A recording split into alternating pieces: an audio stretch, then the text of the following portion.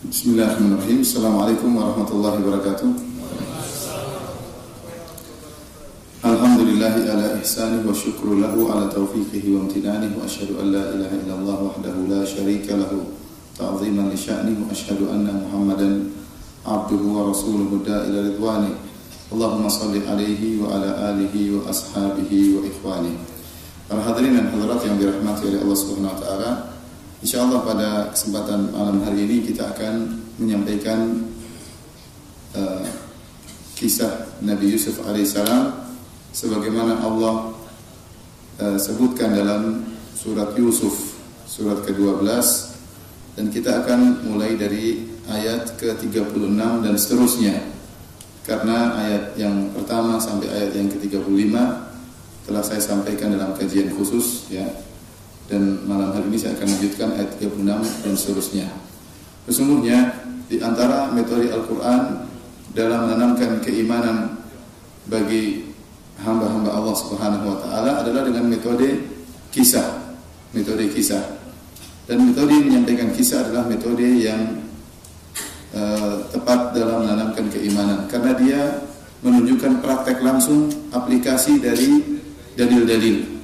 Terkadang seorang tatkala disampaikan dalil dia mungkin tidak begitu paham, tetapi kalau disampaikan kisah secara langsung maka lebih mengena dalam hatinya. Dalam Al-Quran ada akidah tentang hari akhirat, tentang keimanan. Dalam Al-Quran ada juga masalah hukum-hukum, dan dalam Al-Quran juga ada kisah-kisah, dan banyak kisah-kisah dalam Al-Quran. Kalau kita lihat kisah para anbiya, kisah Nabi Musa yang sangat begitu panjang dan Allah ulang-ulang kisahnya. Demikian juga di antara kisah Nabi yang paling lengkap adalah kisah Nabi Yusuf alaihissalam, kisah Nabi Musa dan kisah Nabi Yusuf alaihissalam. Para ulama menyebutkan di antara hikmah kenapa Allah Subhanahu wa taala menyebutkan kisah Nabi Musa dan kisah Nabi Yusuf dengan begitu detail, karena di antara orang-orang yang didakwahi oleh Nabi sallallahu alaihi wasallam adalah orang-orang Yahudi. Dan orang-orang Yahudi mereka mengenal betul tentang orang-orang Yahudi, mereka mengenal betul tentang Nabi Musa dan Nabi Yusuf alaihi wassalam, tercantumkan dalam kitab-kitab suci mereka. Oleh karenanya Allah Subhanahu wa taala ingin menunjukkan kepada orang-orang Yahudi bahwasanya Al-Quran ini turun dari Allah Subhanahu wa taala, bukan karangan Nabi Muhammad sallallahu alaihi wasallam. Buktinya Nabi Muhammad bisa menyampaikan kisah Nabi Musa dan Nabi Yusuf secara detail. Padahal Nabi Muhammad SAW tidak pernah menelaah Taurat, ya, apalagi Injil tidak pernah. Oleh karenanya Allah Subhanahu Wa Taala menyebutkan dalam Al-Quran bahwasanya wa ma kunta ladaihim idh yulquna wa ma kunta ladaihim idh ajma'u amrahum wa hum yamkurun, dan engkau tidak bersama mereka wahai Muhammad SAW bersama saudara-saudara Nabi Yusuf tatkala mereka bersepakat untuk memasukkan Nabi Yusuf dalam sumur. Kau tidak bersama mereka wahai Muhammad, tetapi kau mengetahui cerita tersebut. Ini menunjukkan bahwasanya Al-Quran benar-benar turun dari Allah Subhanahu wa taala, karena bisa diceritakan dengan detail kisah Nabi Yusuf alaihissalam. Kemudian juga di antara faedah disampaikannya kisah-kisah para rasul adalah untuk menyabarkan Nabi sallallahu alaihi wasallam. Allah berfirman, wa kullan naqussu 'alaika min amba'ir rusuli ma nusabbitu bihi fu'adak. Dan demikianlah kami sampaikan kepada engkau kisah-kisah para rasul yang akan menyabarkan hatimu wahai Muhammad. Apalagi kalau kita baca kisah Nabi Yusuf, kita akan tahu betapa banyak ujian-ujian yang dialami oleh Nabi Yusuf alaihissalam. Banyak sekali ujian dihadapi oleh Nabi Yusuf alaihissalam, dan betapa sabarnya Nabi Yusuf alaihissalam. Kisah-kisah seperti ini tatkala dibaca oleh Nabi Muhammad SAW, ma nusabbitu bihi fu'adak, akan menenangkan hati Nabi Muhammad SAW, dan lebih menyabarkan Nabi Muhammad SAW. Kemudian kisah-kisah tersebut buat kita umat Nabi Muhammad SAW dalam rangka untuk mengambil banyak pelajaran dari kisah-kisah yang dicantumkan oleh Allah dalam Al-Quran. Oleh karenanya Allah Subhanahu Wa Taala berfirman, faqsusil qasasa la'allahum yatafakkarun. Wahai Muhammad, sampaikanlah kisah-kisah la'allahum yatafakkarun, semoga mereka berfikir. Semoga mereka berfikir. Jadi disampaikan kisah-kisah dalam Al-Quran, bukan kisah-kisah pengantar tidur, tidak. Tapi ada faedah-faedah yang hendaknya kita berfikir untuk mengambil faedah tersebut. Di akhir surat Yusuf, Allah Subhanahu wa taala berfirman, laqad kana fi qasasihim ibratun liulil albab, ma kana haditsan yuftara.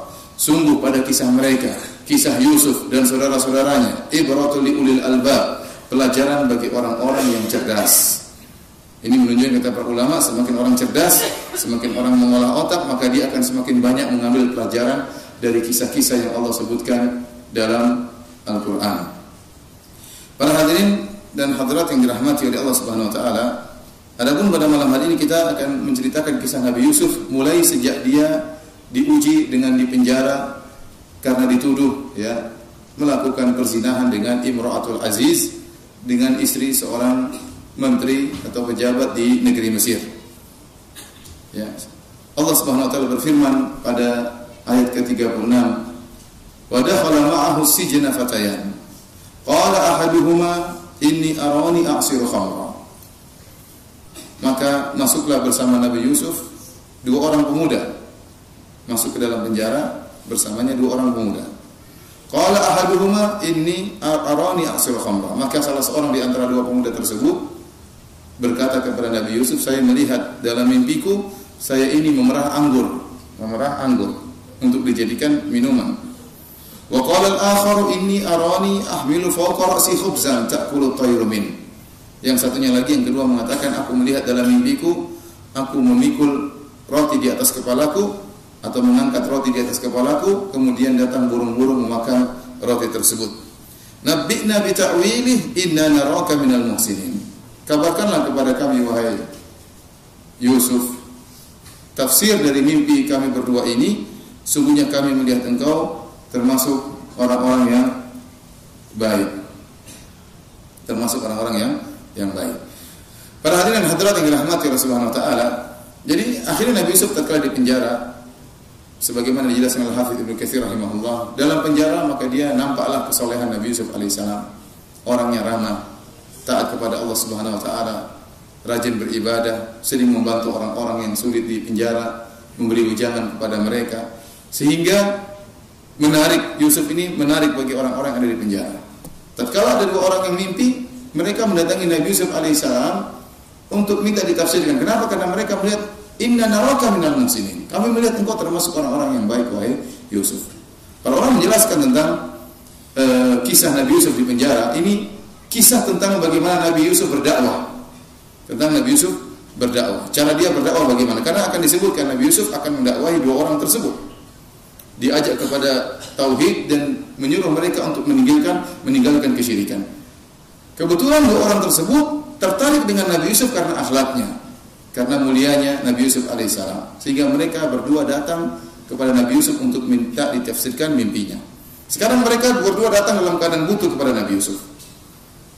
Maka kesempatan ini dimanfaatkan oleh Nabi Yusuf, butuhnya mereka berdua kepada Nabi Yusuf dimanfaatkan oleh Nabi Yusuf untuk mendakwahi dua orang tersebut.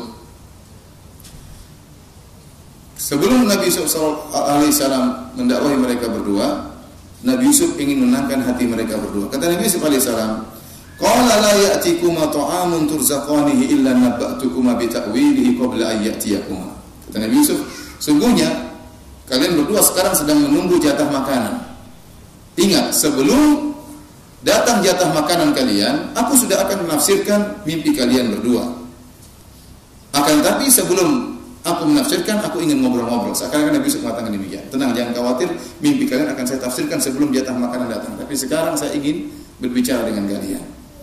Kata Nabi Yusuf, "Dzalika mimma 'allamani Rabbi." Pertama dia katakan, saya bisa menafsirkan mimpi karena itu adalah yang mengajarkan kepadaku adalah Allah Subhanahu wa taala. Dia yang telah mengajarkan kepadaku bagaimana cara menafsirkan mimpi. Mulailah Nabi Yusuf alaihissalam berdakwah. Pertama dia ingatkan kepada mereka berdua bahwasanya segala kenikmatan yang saya dapatkan, segala kelebihan yang saya miliki semuanya dari Allah Subhanahu wa taala. Tidak ada ujub, tidak ada bangga, tidak ada sombong, semuanya dari Allah. Kemampuan saya menafsirkan mimpi dari Allah. Kemudian dia mengatakan, inni taraktu millata qaumin la yu'minuna billah wa hum bil akhirati hum kafirun. Dan aku meninggalkan suatu kaum, agama suatu kaum yang mereka tidak beriman kepada Allah dan mereka kufur kepada hari akhirat. Sekarang Nabi Yusuf, perhatikan di sini bagaimana cerdasnya Nabi Yusuf. Dia ingin mendakwahi dua orang yang ada di depannya agar meninggalkan kesyirikan, dan mereka melakukan kesyirikan dan mereka terjerumus dalam kesyirikan. Namun dia tidak menyampaikan secara langsung, tetapi dia menggunakan kata ganti orang ketiga. Nabi Yusuf mengatakan, aku meninggalkan agama suatu kaum yang mereka berbuat kesyirikan, mereka tidak beriman kepada Allah dan mereka kufur kepada hari akhirat. Ini metode yang bagus. Jadi kalau kita berdakwah, terkadang tatkala orang depan kita melakukan kesalahan, kita singgung, seakan-akan kita menyinggung orang lain.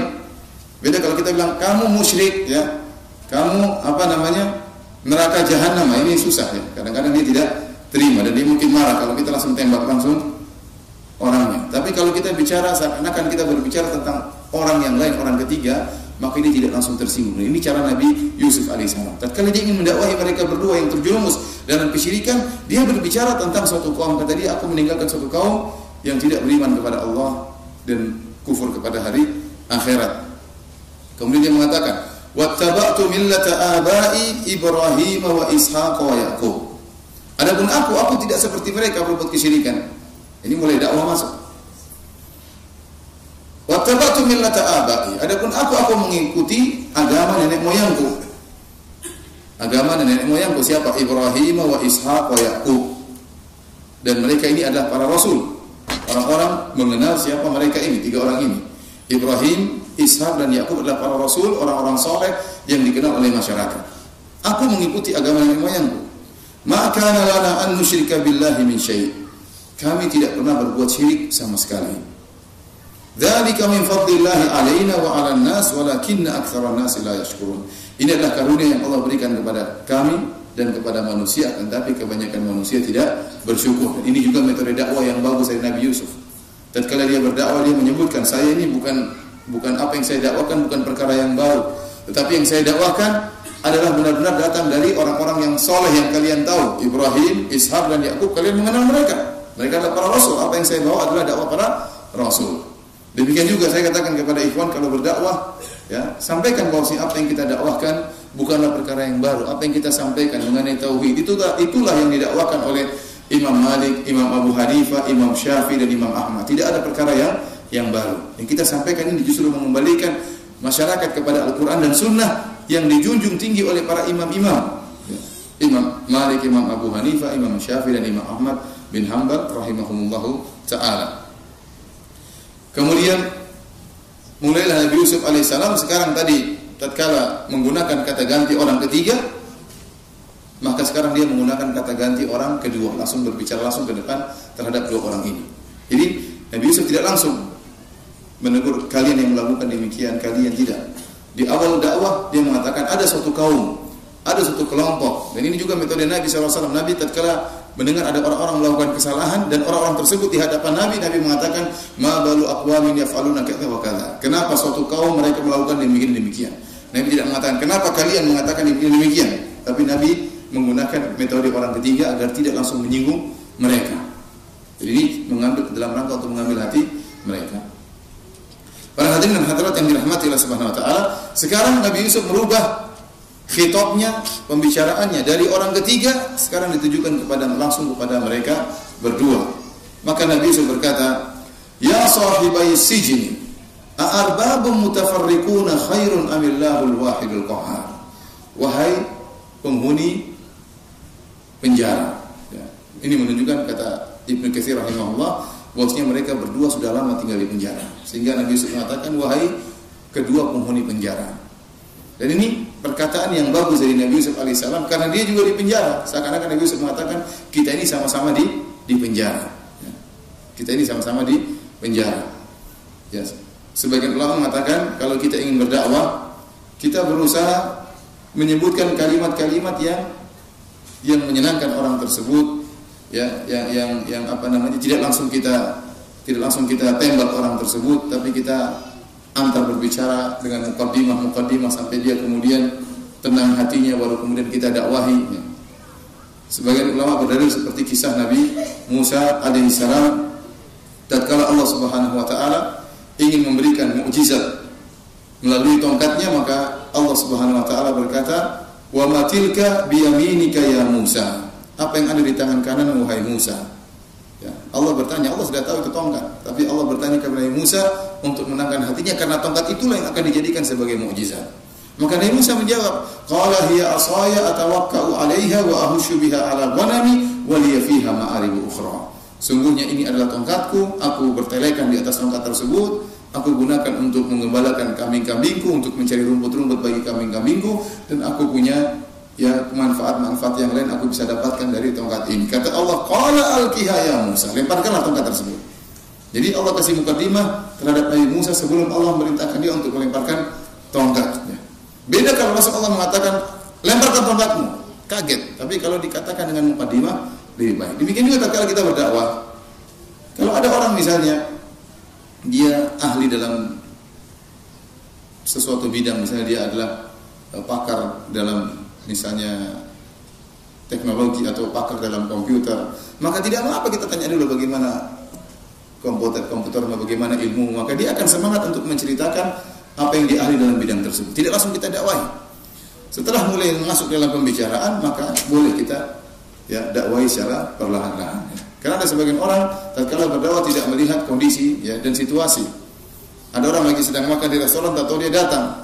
Dia mengatakan, "Assalamualaikum." Sungguhnya kebahagiaan dunia dan akhirat adalah mengikuti Al-Quran dan sunnah para sahabat. Dia lagi makan.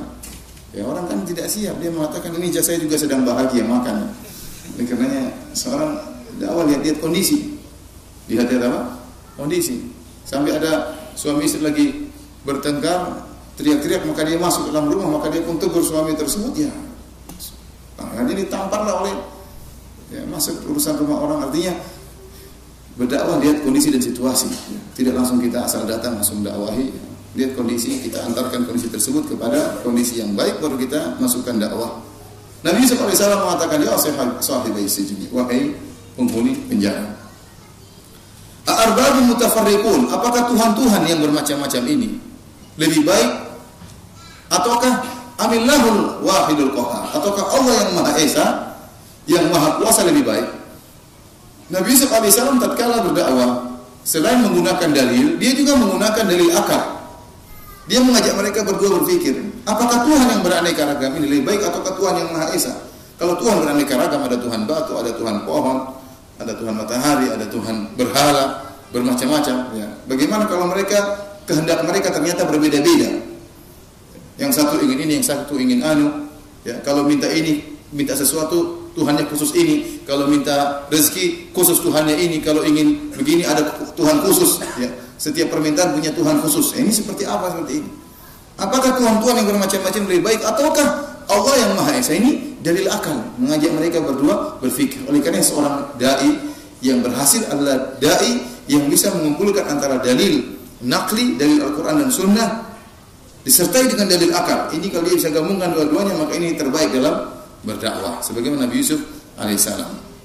Nabi Yusuf alaihissalam mengatakan, "Ma ta'buduna min dunihi illa asma'an sammaitumuha antum wa aba'ukum." Apa yang kalian sembah selain Allah Subhanahu wa taala tidak lain kecuali hanyalah nama-nama yang kalian namakan, kalian dan nenek moyang kalian. Ma anzalallahu biha min sultan. Tidak ada dalilnya dari Al-Quran, tidak ada Allah turunkan dalilnya, kata Nabi Yusuf alaihissalam. Tidak ada dalilnya dari Allah Subhanahu wa taala. Tuhan pencipta alam semesta ini tidak pernah menunjukkan dalil yang menunjukkan bahwasanya apa yang kalian sembah adalah Tuhan-Tuhan. Tetapi yang kalian sembah hanyalah nama-nama yang kalian namakan. Sungguhnya apa yang mereka sembah? Yang mereka sembah berhala-berhala, batu-batu. Batu-batu tersebut pada hakikatnya adalah batu-batu yang ada di atas muka bumi. Mereka ambil, mereka pahat, kemudian mereka namakan Tuhan. Pada dasarnya dia batu, tidak bisa apa-apa. Tapi kalianlah dan nenek moyang kalian namakan Tuhan sehingga kalian percaya itu Tuhan. Padahal cuma penamaan, tidak ada hakikatnya. Maka Nabi Yusuf mengatakan, "Illa asma'un sammaitumuha." Itu hanyalah nama-nama yang kalian namakan. Kalian namakan Tuhan ini, kalian namakan Hubal, kalian namakan Lata, Uzza, kalian namakan Tuhan ini, Tuhan anu, dewa ini, dewa anu. Ini batu-batu saja enggak ada faedahnya. Bahkan disebutkan dalam sejarah ada sekelompok orang-orang musyrikin Arab. Mereka berjalan, kemudian mereka bersafar. Setiap mereka bersafar, mereka bawa Tuhan mereka. Jadi Tuhannya harus dijaga. Jadi mereka bawa Tuhannya jangan sampai Tuhannya tidak terbawa ya. Jadi Tuhannya dijaga di bawah. Di tengah perjalanan Tuhannya hilang. Jatuhlah Tuhannya entah kemana hilang. Maka pimpinan safar mengatakan, wahai saudara-saudaraku, berhenti dulu. Inna faqatna rabbana, kita kehilangan Tuhan kita. Iltamisu rabbakum, cari Tuhan kita, ayo cari. Maka mereka jangan lanjutkan perjalanan, nanti sial kalau Tuhan hilang, repot, kita jalan enggak bawa Tuhan. Jadi Tuhan harus dibawa, dijaga, jangan sampai kita sial. Akhirnya mereka pun cari-cari Tuhannya. Akhirnya lama-lama nyari, ada yang mengatakan, wahai saudara-saudaraku, saya ketemu Tuhan kita. Saya ketemu Tuhan kita. Mereka sudah senang. Dilihat lagi ternyata agak beda atau yang mirip dengan Tuhan kita. Jadi namanya batu dinamakan apa? Tuhan. Ada orang ajib naik pesawat bawa Tuhan. Begitu dia selamat, Tuhannya dia sujudi. Tuhan dia simpan apa?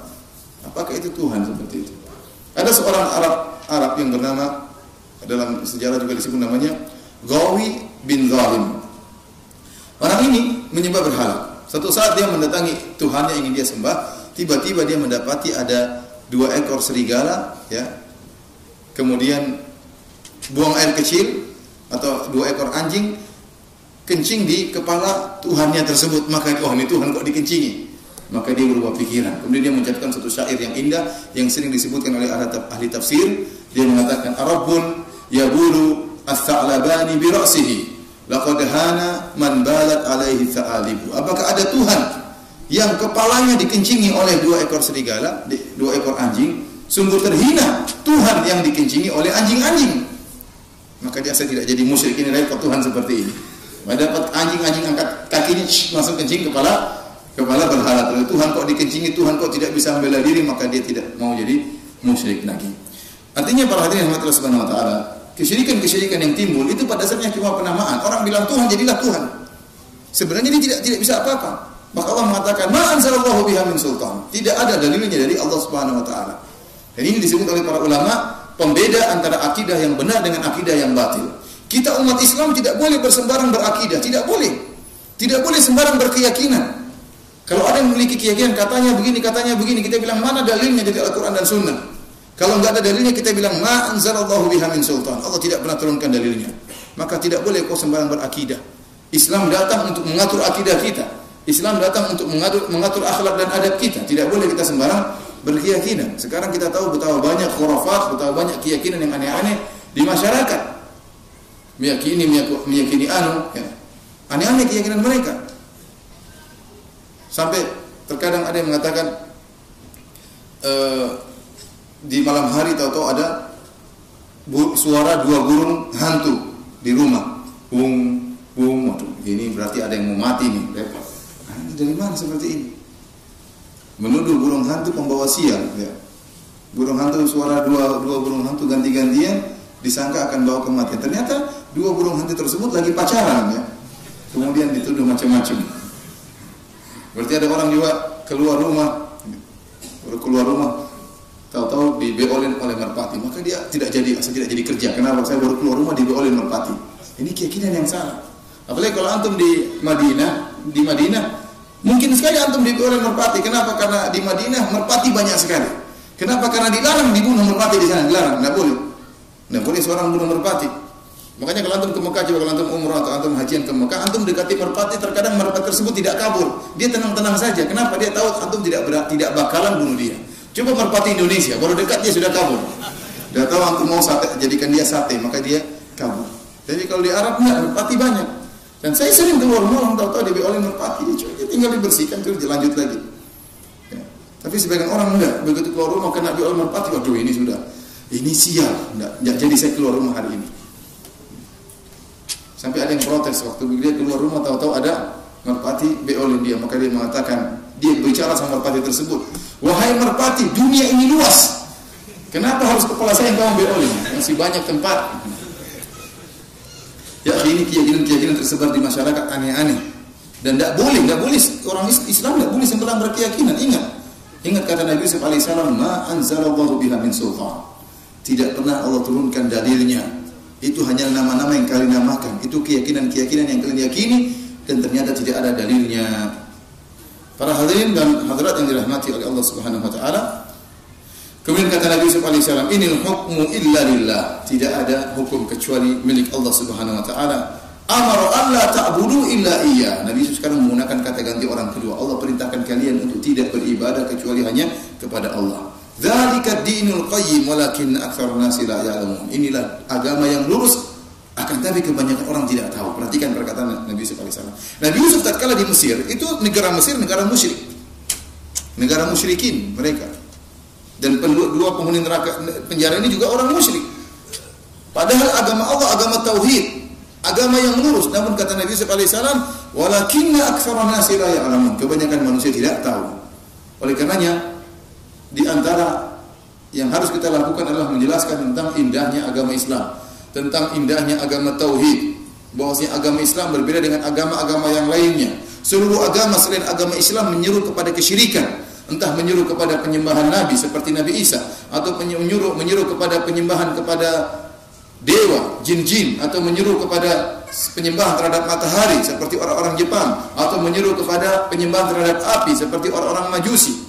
Seluruh agama selain Islam menyuruh kepada kesyirikan. Satu-satunya agama yang menyuruh kepada tauhid, penyembahan terhadap pencipta alam semesta hanyalah Islam. Kebanyakan orang terjerumus dalam kekufuran dan kesyirikan. Para hadirin rahmati Allah Subhanahu wa taala, setelah Nabi Yusuf alaihissalam mendakwakan tauhid, dan Nabi Yusuf kemudian baru menafsirkan mimpi mereka berdua. Kata Nabi Yusuf alaihissalam, ya sahibai sijni, amma ahadukuma fayaski rabbahu khamra. Wahai dua penghuni penjara, adapun salah satu di antara kalian berdua, maka dia akan bebas dari penjara ini dan dia akan bertugas sebagai pelayan raja. Dia akan menuangkan minuman untuk apa? Raja. Wa ammal akhar fayuslam. Adapun yang kedua, maka akan disalib. Fataqulu tayru min. Dia dibunuh disalib, namun jasadnya tidak dikuburkan, tetapi dibiarkan di tiang salib, maka akan datang burung-burung memakan dari kepalanya, yaitu isi kepalanya dimakan oleh burung. Qudiyal amrul ladzi fihi tastaftiyan. Sungguhnya apa yang kalian tanyakan pasti akan terjadi. Ini tafsiran dari Nabi Yusuf alaihissalam. Kata para ulama, Nabi Yusuf alaihissalam menjaga perasaan mereka berdua. Maka Nabi Yusuf tidak mengatakan kamu lolos, kamu tewas, tidak. Nabi Yusuf mengatakan adapun salah satu di antara kalian berdua ada yang lolos dan salah satunya lagi akan apa? Akan disalib. Namun dan Nabi Yusuf tahu bahwasanya salah satu di antara keduanya akan meninggal dunia. Namun Nabi Yusuf karena tahu di antara salah satunya akan meninggal dunia, maka ini kesempatan bagi Nabi Yusuf untuk berdakwah supaya dia meninggal di atas apa? Tauhid. Ya ikhwan, percuma orang meninggal di atas kekayaan, di atas harta yang banyak, di atas kemewahan, tapi meninggal dalam keadaan syirik. Terlebih-lebih lagi sungguh terhina jika seorang meninggal dalam keadaan miskin kemudian dalam keadaan kesyirikan. Ini lebih terhina lagi. Oleh karenanya sebelum orang ini meninggal dunia, Nabi Yusuf mendakwahi mereka berdua. Sebab Allah mengatakan mereka berdua ada yang sadar, ada yang mengatakan mereka tidak sadar. Intinya Nabi Yusuf tetap menyampaikan urusan hidayah, urusan Allah Subhanahu wa taala. Ya, urusan Allah Subhanahu wa taala. Ini juga kita ambil faedah. Kalau ada orang lagi butuh sama kita, kadang-kadang orang butuh kepada kita, entah pinjam uang, entah ada perlu apa, maka jadikan kesempatan sebelum kita bantu dia, kita sambil ngobrol, sembari ngobrol kita isi dakwah. Makanya antum jangan lupa sholat di masjid, minta sama Allah Subhanahu wa taala. Saya hanya sekedar bantu, tapi yang kasih Allah Subhanahu wa taala. Bisa dengan kata seperti itu. Ya. Saya mengenal seorang dokter subhanallah sering dia mendakwahi orang-orang yang datang kepada dia. Kenapa? Orang lagi butuh. Kalau ustaz yang bicara mungkin tidak dengar, tapi kalau dokter yang bilang dengar. Sampai perempuan tidak pakai jilbab gara-gara dokter yang bilang. Nah, lagi butuh sama dokter tersebut. Dia merasa kesehatan dia yang pegang dokter. Kalau dokter bicara maka dia pun dengar. Beda kalau ustaz terkadang dia ustaz aja. Dia enggak mendengar. Oleh karenanya saya katakan lihatlah bagaimana yang dilakukan Nabi Yusuf alaihissalam tatkala mereka berdua butuh kepada Nabi Yusuf untuk ditafsirkan mimpinya. Nabi Yusuf gunakan kesempatan ini untuk mendakwahi apa mereka berdua. Siapa tahu dapat hidayah. Wah, antum dakwah orang dapat hidayah, maka pahalanya mengalir bagi dia dan juga bagi antum. Wa qala lil ladzi dhanna annahu najim minhuma udhkurni 'inda rabbik. Maka kemudian Nabi Yusuf alaihissalam mendekati orang, dia berdua-duaan dengan salah seorang di antara mereka yang Nabi Yusuf tahu dia akan dibebaskan. Yang lain biar tidak tahu. Dia berbicara berdua dengan orang tersebut, dia mengatakan udhkurni 'inda rabbik. Tolong sebut-sebut aku di sisi raja. Nabi Yusuf ingin apa? Ingin orang ini menceritakan tentang Nabi Yusuf, baiknya Nabi Yusuf, tentang Nabi Yusuf menafsirkan mimpi kepada raja agar raja membebaskan Nabi Yusuf. Itu maksudnya Nabi Yusuf. Maka Nabi Yusuf mengatakan, Uzkurni inda rabbik. Tolong sebut-sebutkan aku di sisi rajamu. Supaya kalau raja tahu saya ini baik, maka tuduhan-tuduhan bahwasanya saya merayu istri menteri itu enggak benar. Tuduhan bahwasanya saya merayu para wanita itu enggak benar, saya ini orang baik. Tolong sampaikan kepada raja agar saya dikeluarkan dari, maksud Nabi Yusuf agar dia dikeluarkan dari apa? Penjara. Namun syaitan bermain tatkala itu. Kata Allah, fa ansahu syaitanu dzikra rabbih falabitha fis sijni bid'a sinin. Orang itu mengatakan, iya saya akan sampaikan kepada raja. Setelah itu dia lolos dari penjara. Ternyata syaitan buat dia lupa. Fa ansahu syaitanu dzikra rabbih. Dia lupa untuk cerita kepada raja. Akibatnya apa? Syaitan tidak mau Yusuf keluar dari penjara. Syaitan tidak mau Yusuf keluar dari apa? Penjara. Falabitha fis sijni bid'a sinin. Maka Yusuf pun akhirnya dipenjarakan lagi bertahun-tahun namanya. Ada yang mengatakan 7 tahun tambah. 7 tahun apa? Tambah di penjara. Seharusnya kalau orang tadi keluar cerita sama raja langsung keluar Nabi Yusuf bebas. Namun syaitan tidak mau Nabi Yusuf keluar dari penjara. Akhirnya orang tadi dilupakan oleh syaitan. Kemudian akhirnya dia lupa cerita kepada sang raja. Akhirnya Nabi Yusuf pun penjara lebih lama lagi 7 tahun. Dan ini musibah bagi Nabi Yusuf alaihissalam. Namun subhanallah, Nabi Yusuf adalah orang yang sangat sabar. Rupanya orang tersebut ada hikmah di balik itu. Ada hikmah di balik itu. Kenapa? Ternyata setelah 7 tahun orang tadi lupa, maka raja mimpi. Sekarang bagian raja yang mimpi. Raja mimpi dengan mimpi yang menakjubkan, yang dia gelisah dengan mimpi tersebut. Dia mimpi, kemudian dia kumpulkan seluruh anggota kerajaan, para ulama-ulama, ya istilahnya ulama mereka, ulama-ulama musyrik, para dukun-dukun dikumpulkan semua. Dia mengatakan, saya mimpi, tolong tafsirkan mimpi saya. Apa mimpi sang raja? Dia mengatakan, wa qala al-maliku inni ara sab'a baqaratin simanin ya'kuluhunna sab'un ijaf. Sungguhnya aku melihat dalam mimpiku ada 7 ekor sapi yang besar, yang gemuk, kemudian dimakan oleh sapi-sapi yang kurus. Wa sab'a sumbulatin khudrin wa ukhra yabisa. Dan aku melihat 7 bulir yang hijau dan aku melihat 7 bulir yang kering. Ya ayyuhal mala'u aftuni fi ru'yaya in kuntum li ru'ya ta'burun. Wahai rakyatku, wahai dukun-dukunku, wahai para ulamaku, sampaikanlah kepadaku apa tafsir dari mimpiku ini. Jadi dikumpulkanlah mereka. Apa jawaban mereka tatkala mereka tidak bisa menafsirkan? Mereka mengatakan, qalu adghasu ahlam. Wahai raja, itu hanya mimpi yang kosong, mimpi kosong, tidak ada maknanya. Wa ma nahnu bi ta'wilil ahlami bi alimin. Dan kami tidak bisa menafsirkan kalau mimpi tersebut hanya mimpi kosong, hanya buah mimpi yang tidak ada artinya. Jadi mereka ini sebenarnya tidak mampu, namun mereka malu, ya. Mereka mengatakan, kalau mimpinya mimpi yang benar kami bisa tafsirkan, tapi mimpimu wahai raja, mimpi kosong tidak bisa ditafsirkan. Ikhwani fillah akhwati fiddin azanillahu wa iyyakum.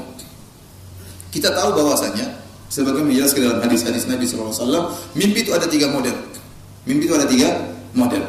Model yang pertama adalah mimpi dari Allah Subhanahu wa taala. Mimpi ini yang ditafsirkan. Ini yang ditakwilkan. Kalau kita mimpi seakan-akan itu dari Allah Subhanahu wa taala, seakan ada perasaan ini pemberitahuan dari Allah, maka tidak mengapa kita tanya orang yang saleh. Saya ingatkan, jangan pergi ke dukun, ya. Haram. Syirik pergi ke dukun. Tapi datang kepada orang saleh, tanya ustaz atau kiai atau siapa atau syekh, mimpi saya ini bagaimana? Dan tanyakan kepada orang saleh. Ini jenis mimpi yang pertama. Terkadang dia mimpi berulang-ulang. Terkadang dia habis sholat tahajud atau dia mimpi. Ya. Mimpi yang kedua adalah mimpi dari syaitan.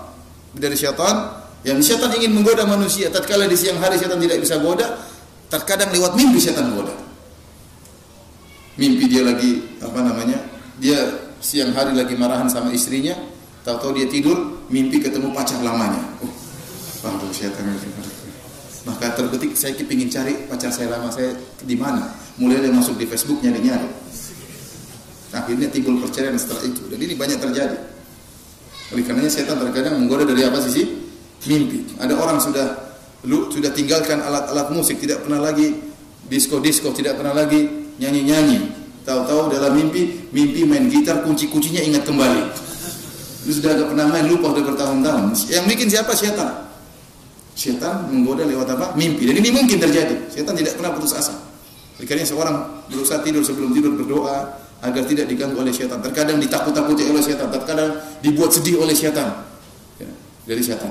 Mimpi yang ketiga adalah bunga mimpi. Hadisun nafs artinya pembicaraan sebelum dia tidur, dia ngomong sesuatu terbawa mimpi. Contohnya di siang hari dia bilang sama teman-temannya, oh saya mau poligami, oh, insya Allah saya poligami. Tapi nggak pernah poligami, tahu-tahu dia mimpi poligami, bahagia dia. Dalam mimpi tersebut istrinya yang carikan istri kedua, oh istri saya carikan istri, mimpi, senang bahagia. Begitu-gitu malam pertama bangun-bangun, istrinya, ngapain kamu? Udah bangun, bawa pentungan, kamu bilang nama cewek siapa itu? Oh. Nah ini namanya mimpi yang di siang hari terbawa dalam apa? Ini tidak bisa ditafsirkan. Dia ditafsirkan jenis mimpi pertama dari Allah Subhanahu wa taala. Orang-orang Mesir ini tatkala mereka tidak bisa mampu menafsirkan mimpi raja ini, maka mereka mengatakan adghasu ahlam, ini hanya bunga mimpi kosong, enggak bisa ditafsirkan. Kita ini hanya bisa mimpi tafsir yang bermakna, ini mimpi kosong. Wa qala alladhi naja minhum. Jadi mereka menggabungkan antara kebodohan dengan nekat mengatakan bagus, mereka mengatakan kami tidak tahu, kan masih mending. Sudah salah ngeyel. Ini dalam istilah apa? Dalam istilah syariat disebutkan jahlul murakkab, bodoh kuadrat. Sudah tidak tahu, nekat berhukum. Ini bukan mimpi dan kami tidak bisa menafsirkan mimpi yang model seperti ini. Ada orang yang modelnya seperti itu, sudah tidak tahu kemudian nekat untuk apa? Berhukum. Ikhwani fil akhwati fiddin azanillahu wa iyyakum. Tatkala itu baru ingat orang yang diselamatkan atau ditafsirkan tadi di dua orang penjara tadi, yang salah satunya bebas kemudian akan menjadi pelayan raja, dia baru ingat karena dia hadir tatkala itu. Dia kan pelayan raja, selalu menemani apa? Raja. Waktu mereka semua tidak bisa menafsirkan, wa qala alladhi naja minhuma waddakara ba'da ummatin ana unabbiukum bi ta'wilihi fa'arsilun. Maka berkatalah orang yang selamat dari dua orang tadi yang pertama kali bersama Nabi Yusuf alaihissalam, waddakara ba'da ummatin, dan dia baru ingat setelah bertahun-tahun. Dia lupa sudah berapa tahun tadi? 7 tahun, baru ingat, terlambat. Ana unabbiukum bi ta'wilihi fa'arsilun. Aku akan kabarkan kepada kalian. Dia mengatakan, wahai aku, di hadapan banyak orang, saya akan kabarkan kepada kalian, kepada raja dan kepada seluruh anggota kerajaan tentang tafsir dari mimpi sang raja. Utuslah saya kepada Yusuf. Subhanallah, Allah menghendaki keistimewaan bagi Nabi Yusuf alaihissalam. Seandainya raja mimpi, kemudian sudah dikasih tahu tentang oleh orang ini bahwasanya ada orang yang pintar menafsirkan mimpi, kemudian raja datang kepada Nabi Yusuf, maka tidak akan nampak keutamaan Nabi Yusuf. Namun semakin nampak keutamaan Nabi Yusuf tatkala semua orang tidak bisa tafsir, kemudian Yusuf yang bisa. Itu baru top. Sama seperti tatkala Allah mentakdirkan di akhir zaman, di waktu di padang mahsyar, tatkala manusia di atas padang yang begitu tandus, kemudian matahari di dalam jarak 1 mil, sehingga orang bercucuran keringat, mereka tidak kuat di padang mahsyar, maka mereka minta kepada para nabi untuk memberi syafaat. Mereka datang kepada Nabi Adam alaihissalam, wahai Adam, engkau adalah nenek moyang kami. Khalaqallahu biyadayhi wa asjada laka malaikatahu. Allah telah menciptakan engkau dengan kedua tangannya. Allah menjadikan malaikat sujud kepada engkau, wahai Adam. Amma tara ma nahnu fi, tidak kau lihat kesulitan yang kami hadapi. Ala tashfa' lana inda rabbik, tidakkah kau beri syafaat bagi kami di sisi Allah? Nabi Adam mengatakan, nafsi, saya juga butuh syafaat. Kata Nabi Adam, pergi, idhabu ila ghairi, pergi kepada nabi yang lain. Idhabu ila Nuh, pergilah kepada Nabi Nuh, dia adalah rasul yang pertama Allah utus di atas muka bumi. Mereka datang ke Nabi Nuh mengatakan, nafsi, pergi yang pada yang lain.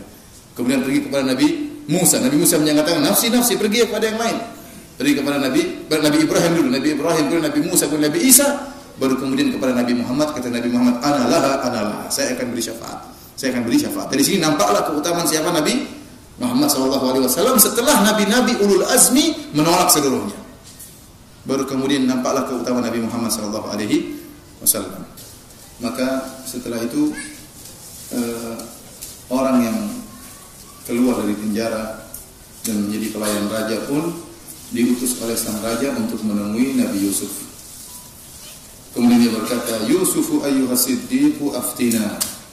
wahai Yusuf, wahai orang yang senantiasa jujur dalam perkataannya, aftina fi sab'i baqaratin simani ya'kuluhunna sab'un ijaz wa sab'i sumbulatin khudri wa ukhra yabisat la'alli arji'u ila an-nasi la'allahum ya'lamun. Berilah fatwa kepada kami atau tafsir tentang mimpi 7 ekor sapi yang gemuk dimakan oleh 7 ekor sapi yang kurus, dan tentang 7 bulir yang hijau dan 7 bulir yang kering. Semoga aku bisa kembali kepada orang-orang dan agar mereka mengetahui tafsir dari mimpi tersebut. Subhanallah, perhatikan di sini bagaimana mulianya Nabi Yusuf, bagaimana sikap pemaafnya Nabi Yusuf. Di antara nabi yang dikenal dengan sifat pemaaf dia adalah Nabi Yusuf alaihissalam. Nabi Yusuf alaihissalam luar biasa sifat pemaafnya. Orang ini begitu datang langsung, Yusuf ada raja mimpi, tolong tafsirkan mimpinya. Nabi Yusuf tidak marah sama dia. Kamu kemana saja 7 tahun? Nabi Yusuf tidak marah. Nabi Yusuf kemudian tidak marah dan dia pun tidak mengatakan, oh saya tidak akan menafsirkan. Mereka semua tidak bisa kan?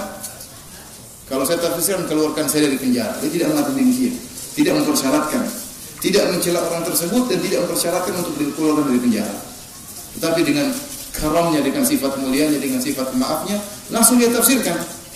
Qala tazra'una sab'a sinin da'aban fama hasadtum fadharuhu fi sumbulihi illa qalilan mimma ta'kulun.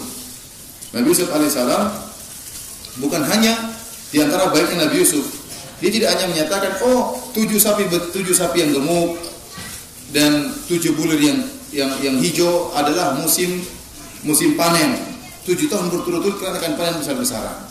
Kemudian 7 sapi yang kurus disertai dengan 7 bulir yang kering, maksudnya musim paceklik. Nabi Yusuf tidak hanya menjelaskan tafsir mimpi tersebut, bukan cuma itu, tapi Nabi Yusuf alaihissalam juga memberi arahan apa yang harus kalian lakukan. Jadi dia bukan sekedar menafsirkan, ini di antara mulia Nabi Yusuf alaihissalam. Dia bukan hanya sekedar menafsirkan, tapi dia juga memberi jalan keluar. Bagaimana solusinya kalian menghadapi hal ini? Maka dia mengatakan, tazra'una sab'a sinin da'aban fama hasadtum fadharuhu fi sumbulihi illa qalilan mimma ta'kulun. Hendaknya kalian bertanam 7 tahun selamanya sebagaimana biasa, maka apa yang kalian panen hendaknya kalian biarkan dalam bulirnya kecuali sedikit untuk kalian makan. Jadi caranya tanam sebanyak-banyaknya selama 7 tahun, tapi jangan dibuka biarkan dalam bulirnya biar lebih kuat, biar bertahan lama. Makan secukupnya, ini simpan untuk sebagai bekal 7 tahun yang paceklik yang akan datang. Tsumma ya'ti min ba'di dzalika sab'un shidadun ya'kulna ma qaddamtum lahunna illa qalilan mimma tuhsinun. Kemudian sudah itu akan datang 7 tahun yang amat sulit, yang menghabiskan apa yang kalian simpan untuk menghadapinya, kecuali sedikit dari bibit gandum yang kalian simpan. Akan datang 7 musim kemarau. Kemudian setelah itu Nabi Yusuf mengatakan, "Tsumma ya'ti min ba'di dzalika 'amun fihi yughathun nas wa fihi ya'sirun." Kemudian setelah itu akan datang tahun yang padanya manusia diberi hujan yang dengan cukup, dan di masa itu mereka akan memeras anggur. Perhatikan di sini, Allah mengatakan dalam mimpi sang raja tidak ada penyebutan hujan. Sang raja hanya menyebutkan 7 sapi gemuk dan 7 sapi apa? Kurus. Sapi kurus makan sapi gemuk. Sang raja hanya menyebutkan 7 bulir yang hijau dan 7 bulir yang kering. Kita tahu 7 sapi gemuk dan 7 bulir yang hijau maksudnya musim panen. Dan kita tahu tafsirnya bahwasanya 7 sapi yang kurus dan 7 bulir yang kering maksudnya adalah musim paceklik. Kok tiba-tiba Nabi Yusuf menafsirkan ada hujan setelah itu? Kata para ulama, karena ini konsekuensi dari 7 tahun musim panen, kemudian setelah itu diikuti dengan 7 tahun musim kering. Setelah itu hilanglah 7 musim panen, 7 masa paceklik ini, 7 tahun tidak mungkin hilang kecuali dengan hujan yang sangat keras. Maka Nabi Yusuf mengatakan setelah 7 tahun masa paceklik, maka akan turun hujan yang sangat keras sehingga akhirnya akan subur dan orang-orang akan memerah anggur. Akhirnya waqala al-maliku tuni bih. Akhirnya orang ini kemudian laporkan kepada raja. Nabi Yusuf tafsirkannya begini dan ini solusinya. Maka sang raja mengatakan, datangkan Yusuf kepadaku. Falamma ja'ahu rasul qala irji' ila rabbik fas'alhu ma balun niswati allati qatta'na aydiyahunna inna rabbi bikaidihinna alim. Akhirnya sang raja mengutus anak buahnya untuk mengambil Nabi Yusuf keluar dari penjara. Tapi Nabi Yusuf tidak, dia tidak mau keluar dari penjara. Jadi kembali sama raja. Sebagian orang mengatakan kalau seandainya kita di posisi Nabi Yusuf, ayo keluar, langsung saya keluar. Tapi Nabi Yusuf enggak, saya enggak mau keluar. Kembali sama raja. Nabi Yusuf punya tujuan. Dia ingin sekarang mumpung sang raja percaya sama dia ingin tuduhan yang selama ini tersebar bahwasanya dia merayu istri menteri, istri pejabat, dia ingin bebaskan tuduhan dia. Ini hak seseorang. Seorang kalau dituduh dia berhak untuk bela diri, boleh. Sebagian Nabi Yusuf alaihissalam dia ingin agar dirinya berita dusta yang tersebar tentang dirinya ingin dia hilangkan, maka dia mengatakan kembalilah kepada rajamu dan tanyakan kepada sang rajamu, kepada sang raja tentang bagaimana para wanita yang mereka motong-motong tangan mereka. Sungguhnya Tuhanku maha mengetahui tipu daya mereka. Akhirnya sang raja pun mendengar permintaan Nabi Yusuf, maka dia pun kumpulkan para wanita yang pernah merayu Nabi Yusuf. Di antara para wanita tersebut ada istri menteri. Ada istri menteri yang pernah merayu Nabi Yusuf yang katanya namanya Zulaikha. Wallahu alam namanya siapa. Ya. Akhirnya raja mengatakan, "Ma fatbukunna ithrawatunna Yusuf an nafsi." Bagaimana perkara kalian tatkala kalian merayu Yusuf? Qulna hasya lillahi ma alimna alaihi min su'. Kata mereka, maha sempurna Allah, kami tidak mengetahui sesuatu pun keburukan dari Yusuf. Mereka jujur, tidak ada keburukan Nabi Yusuf sama sekali. Tidak ada keburukan Yusuf. Maka tatkala itu istri menteri mengatakan apa? Qalat imra'atul azizil ana hasasal haq. Sekarang telah jelas kebenaran. Ana rawatuhu an nafsi wa innahu laminas shadiqin. Saya yang merayu Yusuf, bukan dia yang merayu saya. Saya dulu salah. Saya yang merayu Yusuf. Tuduhan saya merayu dia merayu saya itu keliru. Saya yang merayu Yusuf dan dia adalah orang yang jujur. Kemudian dia mengatakan, "Dzalika liya'lama anni lam akhunhu bil ghaib." Saya sampaikan ini agar dia mengetahui bahwasanya saya tidak mengkhianati dia tatkala dia tidak berada tidak hadir di antara kita. Wa anna Allah la yahdi kaidal kha'inin, dan Allah tidak akan memberi petunjuk kepada tipuan orang-orang yang berkhianat. Jadi mengatakan lam akhunhu bil ghaib. Di sini ada dua pendapat di kalangan para ulama, pendapat yang kuat yang mengatakan bahwasanya dia mengatakan saya katakan ini untuk menunjukkan saya tidak mengkhianati dia meskipun dia tidak hadir. Seakan-akan dia mengatakan agar dia ini maksudnya suamiku, agar suamiku sang menteri tahu meskipun saya merayu Yusuf namun tidak terjadi hubungan. Hanya sekedar apa? Rayuan, tidak sampai terjadi hubungan. Tafsiran yang kedua yang mengatakan agar Yusuf tahu meskipun dia di penjara saya telah kabarkan kepada engkau wahai raja bahwasanya sayalah yang merayu dia bukan dia yang merayu saya. Karena saya tahu bahwasanya orang yang berkhianat suatu saat akan dibongkar perkaranya oleh Allah Subhanahu wa taala cepat atau lambat. Kemudian dia mengatakan, "Wa ma ubarri'u nafsi, inna nafsa la ammaratun bis-su' illa ma rahima rabbi." Tatkala perkataan dia ini ada menunjukkan sedikit tazkiyah kepada dirinya, seakan-akan dia mengatakan, "Saya tidak sampai berzina, saya cuma begini." Maka dia mengatakan dia mengatakan, "Ma ubarri'u nafsi, saya tidak ingin bela diri saya. Saya tidak ingin mensucikan diri saya. Sungguhnya saya benar-benar bersalah. Inna nafsa la ammaratun bis-su'." Syahwat saya, jiwa saya yang menyeru saya untuk melakukan keburukan. Illa ma rahima rabbi, kecuali jiwa yang dirahmati oleh Allah Subhanahu wa taala. Inna rabbi ghafurur rahim. Akan tapi Rabbku Maha Pengampun lagi Maha Penyayang. Akhirnya setelah jelas Nabi Yusuf ternyata tidak bersalah, saat itulah dipanggil lagi Nabi Yusuf datang. Baru dia mau datang. Wa qala al-maliku tuni bih astakhlisu li nafsi. Datangkanlah Yusuf kepada. Aku akan menjadikan dia orang khusus bagiku. Falamma kallamahu, tatkala raja berbicara dengan Nabi Yusuf, dia berkata, "Innaka al-yawma ladaina makinun amin." Engkau sejak hari ini engkau akan kami berikan kedudukan yang tinggi dan dipercaya di sisi kami. Jadi ditawarkan jabatan. Raja tersebut menawarkan jabatan kepada Nabi Yusuf alaihissalam. Maka Nabi Yusuf ketika ditawarkan jabatan dia milih jabatan. Dia mengatakan, "Qala ja'alni ala khazainil ardi inni hafizun alim." Jadikanlah aku sebagai bendaharawan Mesir. Sungguhnya aku adalah orang yang pandai menjaga lagi berpengetahuan. Aku ini orang yang pandai menjaga dan berilmu. Kata para ulama di sini ada beberapa faedah yang bisa diambil. Yang pertama yang disampaikan oleh sebagian ulama bahwasanya di sini Nabi Yusuf alaihissalam memuji dirinya. Dia mengatakan saya ini orang bisa menjaga dan saya orang alim. Dia memuji dirinya bukan untuk maslahat dirinya, tapi untuk maslahat orang banyak. Kenapa sekarang masalahnya mengerikan? Akan datang 7 tahun musim panen dan 7 tahun musim paceklik, musim kemarau. Maka kalau orang tidak pintar-pintar untuk menjaga maka akan berbahaya. Maka dia mengatakan saya bisa menjaga dan saya orang yang berilmu. Ini mentazkiyah dirinya dalam rangka untuk kemaslahatan orang lain. Ini terkadang disampaikan oleh para ulama.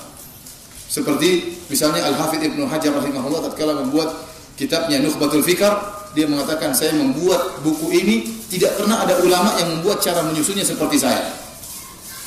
Mengatakan ibtakartuha. Ini cara metode penyampaian tentang ilmu mustalah hadis dengan cara yang saya ciptakan. Tidak pernah ada ulama mengajarkan dengan cara seperti ini. Dia memuji bukunya dalam rangka agar orang mengambil manfaat, bukan untuk memuji dirinya. Contoh seperti Ibnu Mas'ud mengatakan, saya paling tahu tentang ayat-ayat Allah Subhanahu wa taala. Setiap ayat saya tahu bagaimana tafsirannya. Seperti Abu Bakar radhiyallahu taala anhu mengatakan, ayu sama'in tudhilluni wa ayu ardhin tukhilluni idza qultu fi kitabillahi ma la a'lam. Bumi mana yang akan menaungiku dan langit mana yang akan menaungiku jika aku berbicara tentang Al-Qur'an dan aku tidak punya ilmu. Ini pujian, tetapi dalam rangka untuk kemaslahatan orang lain, bukan untuk riya, bukan untuk bangga, bukan untuk ujub. Ini diperbolehkan. Terus faedah yang kedua yang bisa kita ambil, ingat di sini Nabi Yusuf alaihissalam bukan sedang meminta jabatan, tapi dia sudah dikasih apa? Jabatan. Cuma dia milih jabatan yang mana. Dia milih jabatan yang Ibnu Taimiyah rahimahullah menjelaskan, Raja Mesir dan anak buahnya ini orang-orang musyrik dan mereka berhukum dengan hukum apa? Kesyirikan. Namun Nabi Yusuf masuk dalam hukum tersebut dalam rangka untuk mengurangi kemungkaran, karena kemungkaran itu bisa dihilangkan dengan dua metode. Bisa dengan hilang secara total atau hilang dengan sedikit-sedikit. Dan dia masuk dalam kerajaan tersebut dan Nabi Yusuf tidak bisa merubah hukum Mesir secara total menjadi hukum Islam, tidak. Tetapi dia mengurangi, dia bisa mendatangkan kemaslahatan sedikit demi sedikit, maka ini diperbolehkan. Karena saya katakan kemungkaran bisa hilang, dianjurkan untuk bernahi mungkar jika pertama mungkar tersebut hilang secara total atau berkurang, maka ini disyariatkan. Akan tapi kalau ternyata mengingkari kemungkaran menimbulkan kemungkaran yang lebih parah, maka ini tidak disyariatkan, maka haram tatkala ini. Kata Allah, wa kadzalika makkanna li Yusuf fil ardh yatabawwa'u minha haitsu yasha. Demikianlah kami memberi kedudukan kepada Yusuf di negeri Mesir. Dia berkuasa penuh pergi menuju ke mana saja yang ia kehendaki di bumi Mesir. Nusibu bi rahmatina man nasya. Kami berikan, melimpahkan rahmat kami kepada siapa yang kami kehendaki. Wala nudhi'u ajral muhsinin, dan kami tidak menyia-nyiakan pahala orang yang berbuat baik. Perhatikan sini.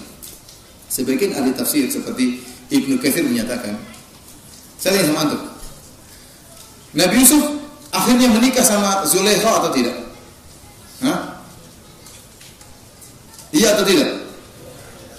Seperti saya pernah sampaikan, Syekh Shalih Al-Fauzan hafizahullah pernah ditanya, "Syekh, apakah akhirnya Nabi Yusuf menikah dengan wanita yang pernah merayu dia?" Kata Syekh, "Wallahu alam, saya tidak hadir walimahnya waktu itu." Tapi sebagian ahli tafsir seperti Ibnu Katsir menyebutkan dapat cerita walau tidak ada dalilnya secara sahih, tapi disebut dalam buku-buku tafsir, akhirnya Nabi Yusuf menikah dengan wanita yang pernah merayu dia. Kenapa? Nabi Yusuf ternyata dijadikan bendaharawan. Ternyata suami wanita tersebut tadinya bendaharawan. Karena Nabi Yusuf hebat, maka diberikan kedudukan kepada Nabi Yusuf alaihissalam. Kemudian tidak lama kemudian suami Zulaikha ini meninggal dunia. Setelah meninggal dunia, maka sang raja menikahkan Nabi Yusuf dengan apa? Wanita tersebut. Mungkin karena kasihan atau untuk mengurangi apa? Fitnah yang tersebar, maka dinikahkan Nabi Yusuf dengan Zulaikha tersebut. Wallahu alam siapa namanya. Akhirnya disebutkan Nabi Yusuf ketemu dengan dia. Di malam pertama kata Nabi Yusuf, "Kali ini lebih baik daripada dulu." Baca tafsir Ibnu Katsir, dia mengatakan, "Bukankah lebih baik daripada yang dulu? Sekarang kan bagus. Kalau dulu kenapa?" Dia mengatakan, "Wahai Yusuf, tidakkah kau lihat ini mar'atun hasna jamilah? Aku seorang wanita yang cantik. Aku seorang wanita yang menarik.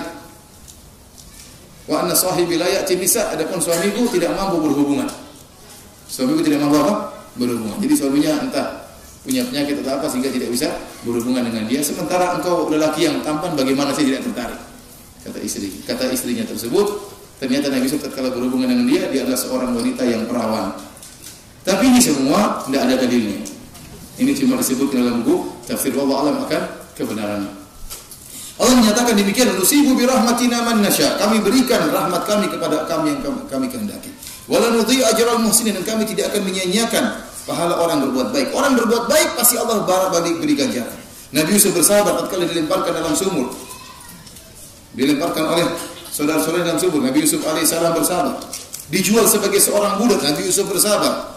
Kemudian dituduh sebagai orang yang merayu istri pejabat sehingga dipenjara. Nabi Yusuf bersabar.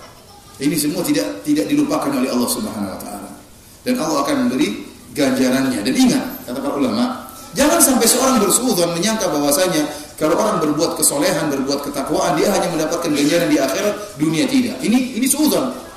Seorang kalau bertakwa kepada Allah, dia akan mendapatkan ganjaran di dunia sebelum di akhirat. Dia akan mendapatkan ganjaran di dunia sebelum di akhirat. Kata Allah, "May yattaqillaha yaj'al lahu makhraja." Barang siapa yang bertakwa kepada Allah, Allah akan berikan solusi baginya. Wa yarzuquhu min haitsu la yahtasib. Dan Allah akan berikan rezeki kepada dia dari arah yang dia tidak sangka-sangka. Lihatlah Nabi Yusuf alaihissalam dengan kesabarannya, Allah angkat dia menjadi apa? Seorang menteri, bendaharawan Mesir. Dan ini menunjukkan wal aqibatu littaqwa, bahwasanya kesudahan yang baik bagi orang-orang yang bertakwa. Terkadang apa yang kita lihat di depan kita seakan-akan musibah, ternyata Allah menghendaki kebaikan di balik musibah tersebut. Nabi Yusuf alaihissalam tidak akan menjadi seorang menteri kecuali setelah melewati musibah-musibah. Kalau dia tidak dilemparkan oleh kakak-kakaknya di dalam sumur, dia tidak akan menjadi menteri. Kalau dia tidak dipenjara, dia tidak akan menjadi apa? Menteri. Tapi dengan rangkaian musibah tersebut, setelah dilemparkan dalam sumur, kemudian dijual sebagai seorang budak, kemudian dituduh sebagai orang yang merayu seorang wanita, kemudian dipenjara, kemudian ditambah lagi penjaranya 7 tahun. Ternyata di balik rangkaian dari musibah-musibah ini, ternyata Allah punya skenario, Allah berkehendak agar dia menjadi seorang yang mulia.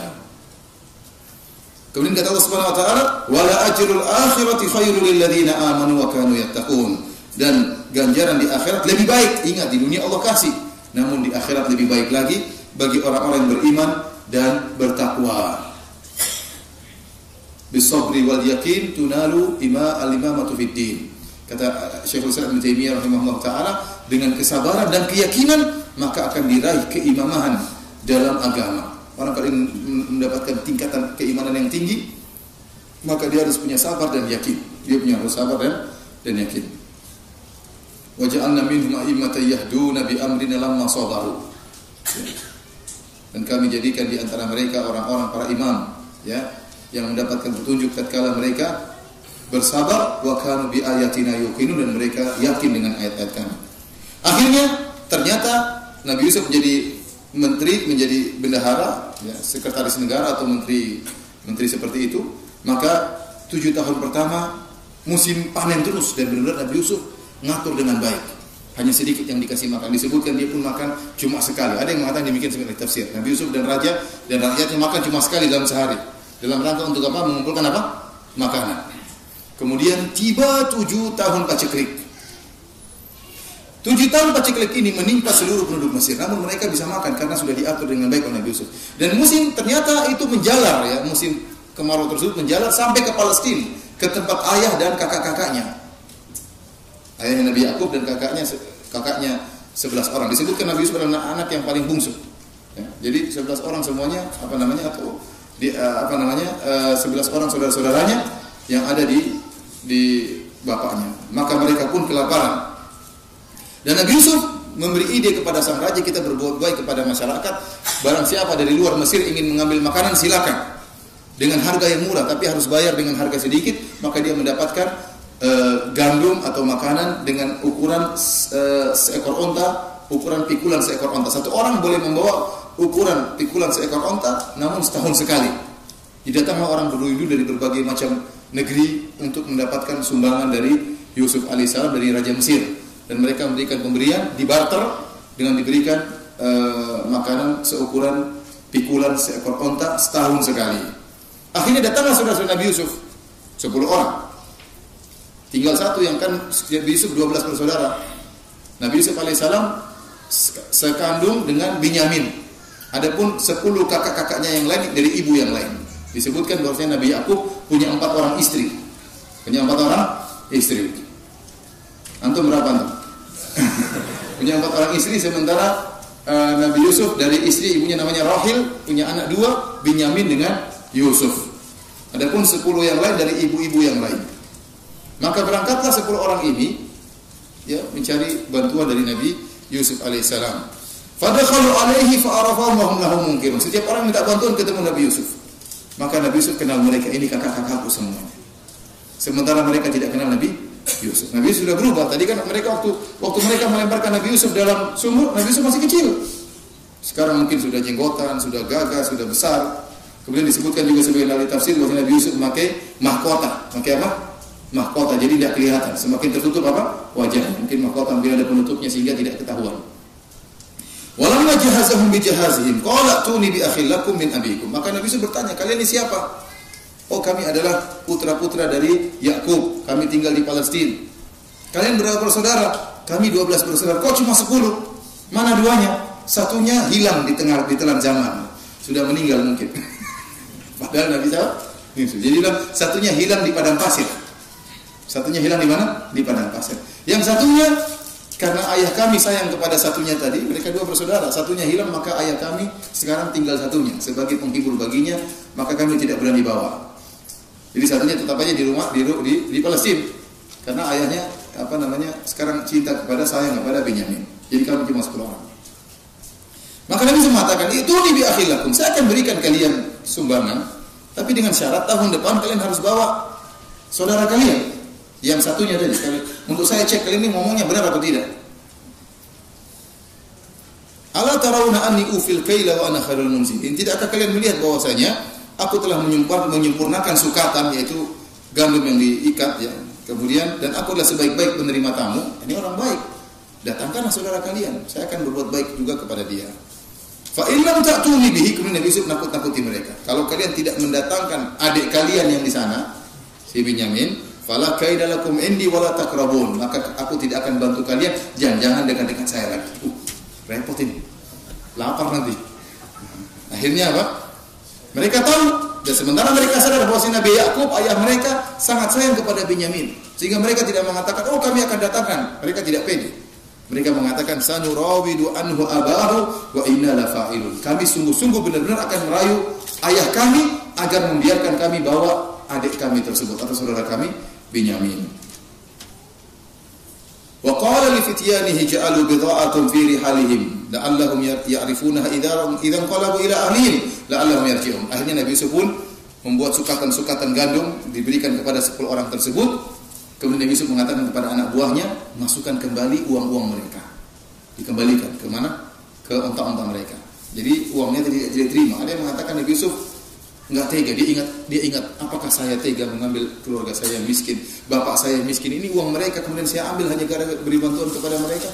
Tidak boleh, kembalikan. Ada yang mengatakan Nabi Yusuf mengatakan Nabi Yusuf sengaja agar mereka nanti suatu saat kembali karena mereka tahu Nabi Yusuf apa? Baik. Falamma raja'u ila abihim qalu ya abana muni'a minal kaid. Tatkala mereka pulang ke ayah mereka Nabi Yakub, maka mereka berkata, "Wahai ayahanda, kami tidak bisa lagi ngambil bantuan. Fa'arsil ma'ana, syaratnya kami harus bawa adik kita ini, saudara kita ini Benyamin.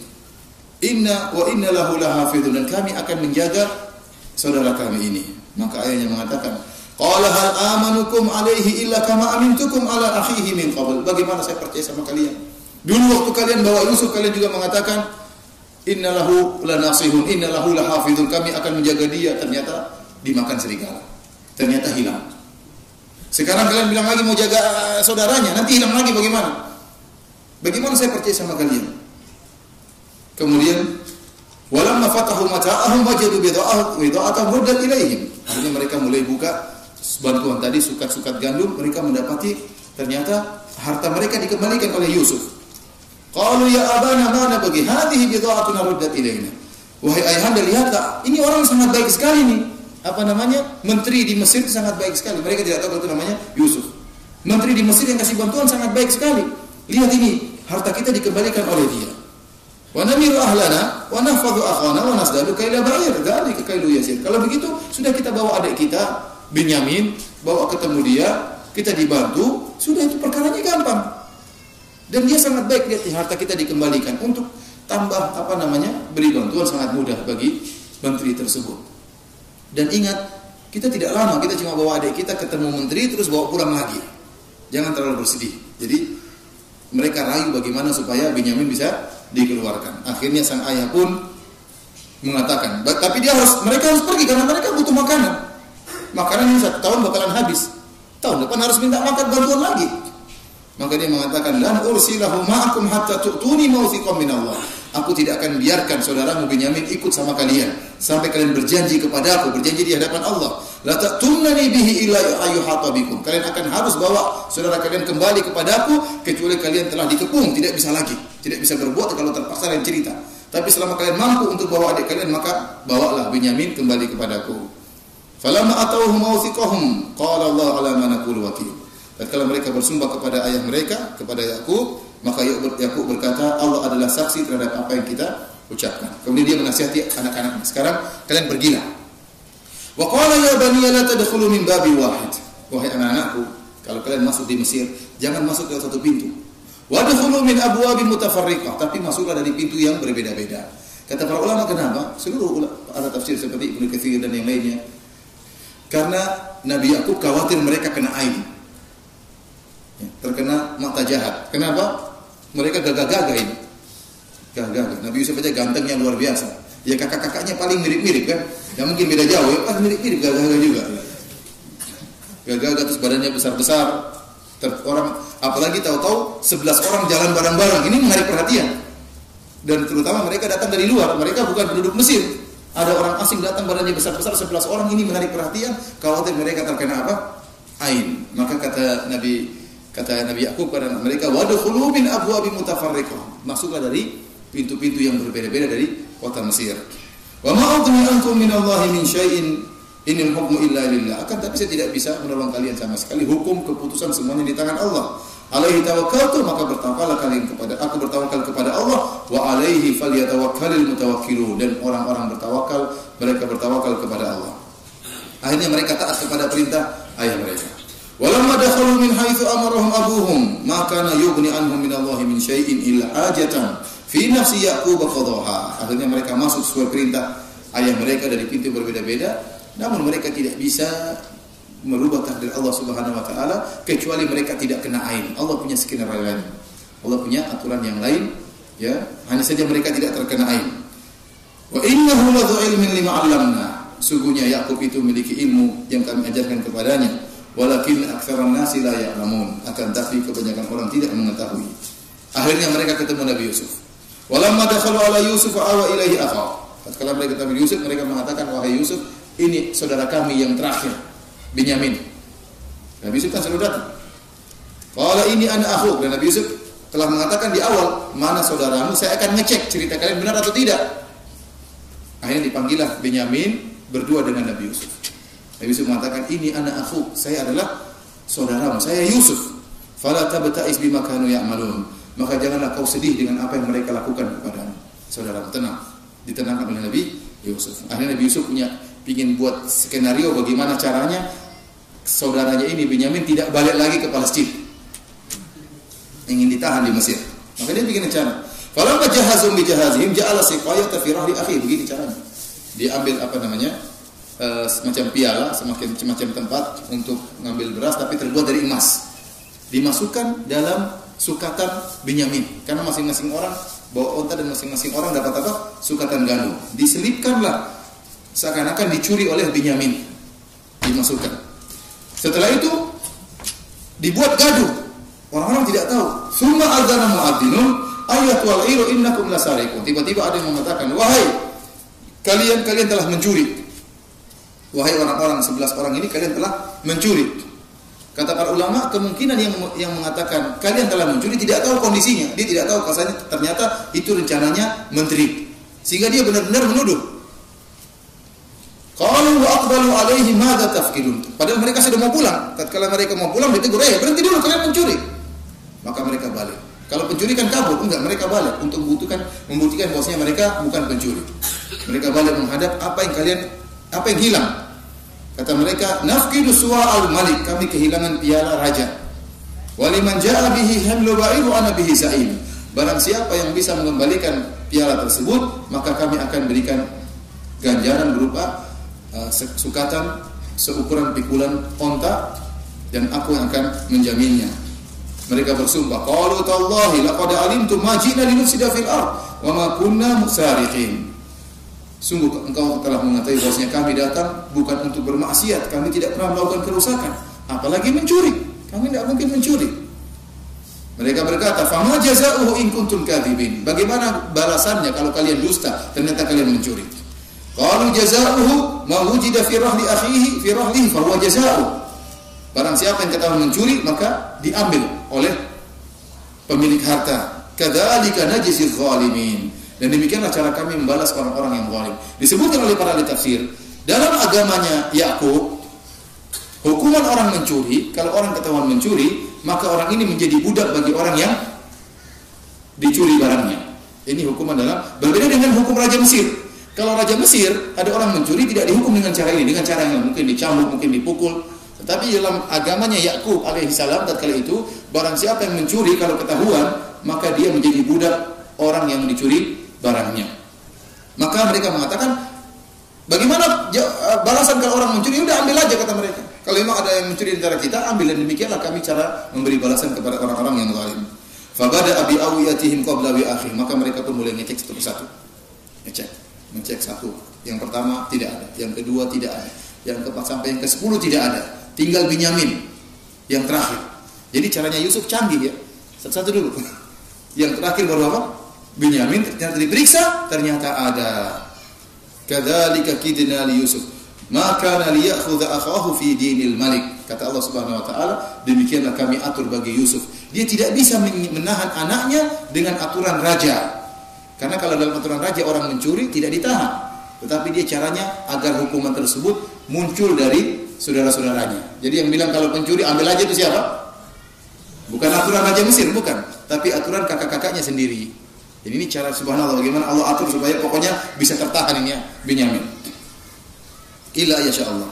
Narfa'u darajati man nasya, kami angkat derajat orang yang kami kehendaki, wa fawqa kulli dzi ilmin alim. Dan setiap orang yang berilmu di atasnya masih ada orang yang alim. Maka mereka berkata, setelah melihat adiknya mencuri, kata mereka, qalu iyasriq faqad saraka akhun lahu min qabl. Oh, Binyamin mencuri. Mereka ingin membela diri mereka. Kami, bapak ibu kami lain. Binyamin punya saudara siapa? Yusuf.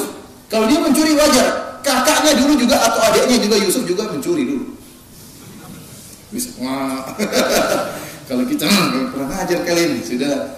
Jadi mereka ingin membebaskan diri mereka. Seakan-akan mereka mengatakan itu ibunya lain dengan ibu-ibu kita. Kalau kita enggak mencuri. Kalau Binyamin mencuri wajar karena saudaranya dulu juga pernah apa? Mencuri. Fa asarraha Yusuf fi nafsihi wa lam yubdiha lahum. Yusuf pun marah ketika itu, tapi dia tidak nampakkan karena dia sedang membuat skenario. Dalam hati dia mengatakan qala antum syarrum makana, kalian sungguh orang-orang yang buruk. Wallahu a'lamu bima tasifun. Allah lebih tahu tentang apa yang kalian tuduhkan. Akhirnya mereka mulai sadar bahwasanya bahaya.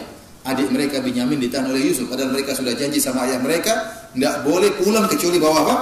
Adiknya. Mulailah mereka melas. Kata mereka, ya ayyuhal aziz, innalahu aban syekhun kabira. Wahai sang menteri, orang ini Binyamin punya bapak yang sudah tua.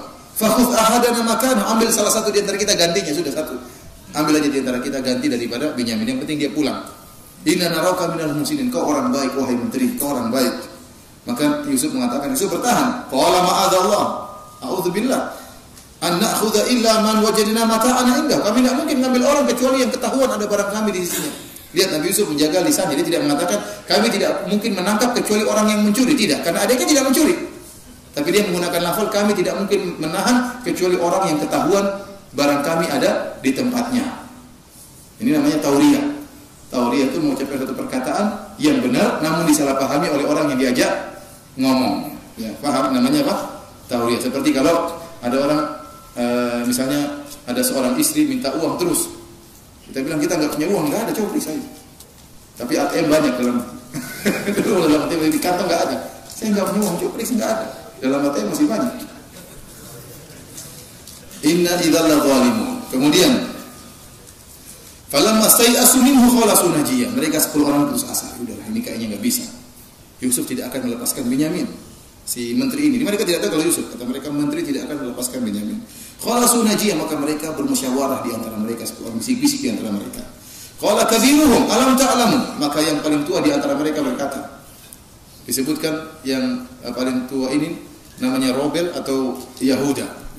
Dia inilah yang dulu baik, tatkala 10 orang bersaudara bersepakat untuk membunuh Yusuf, dia mengatakan jangan bunuh dia, masukkan saja dalam sumur.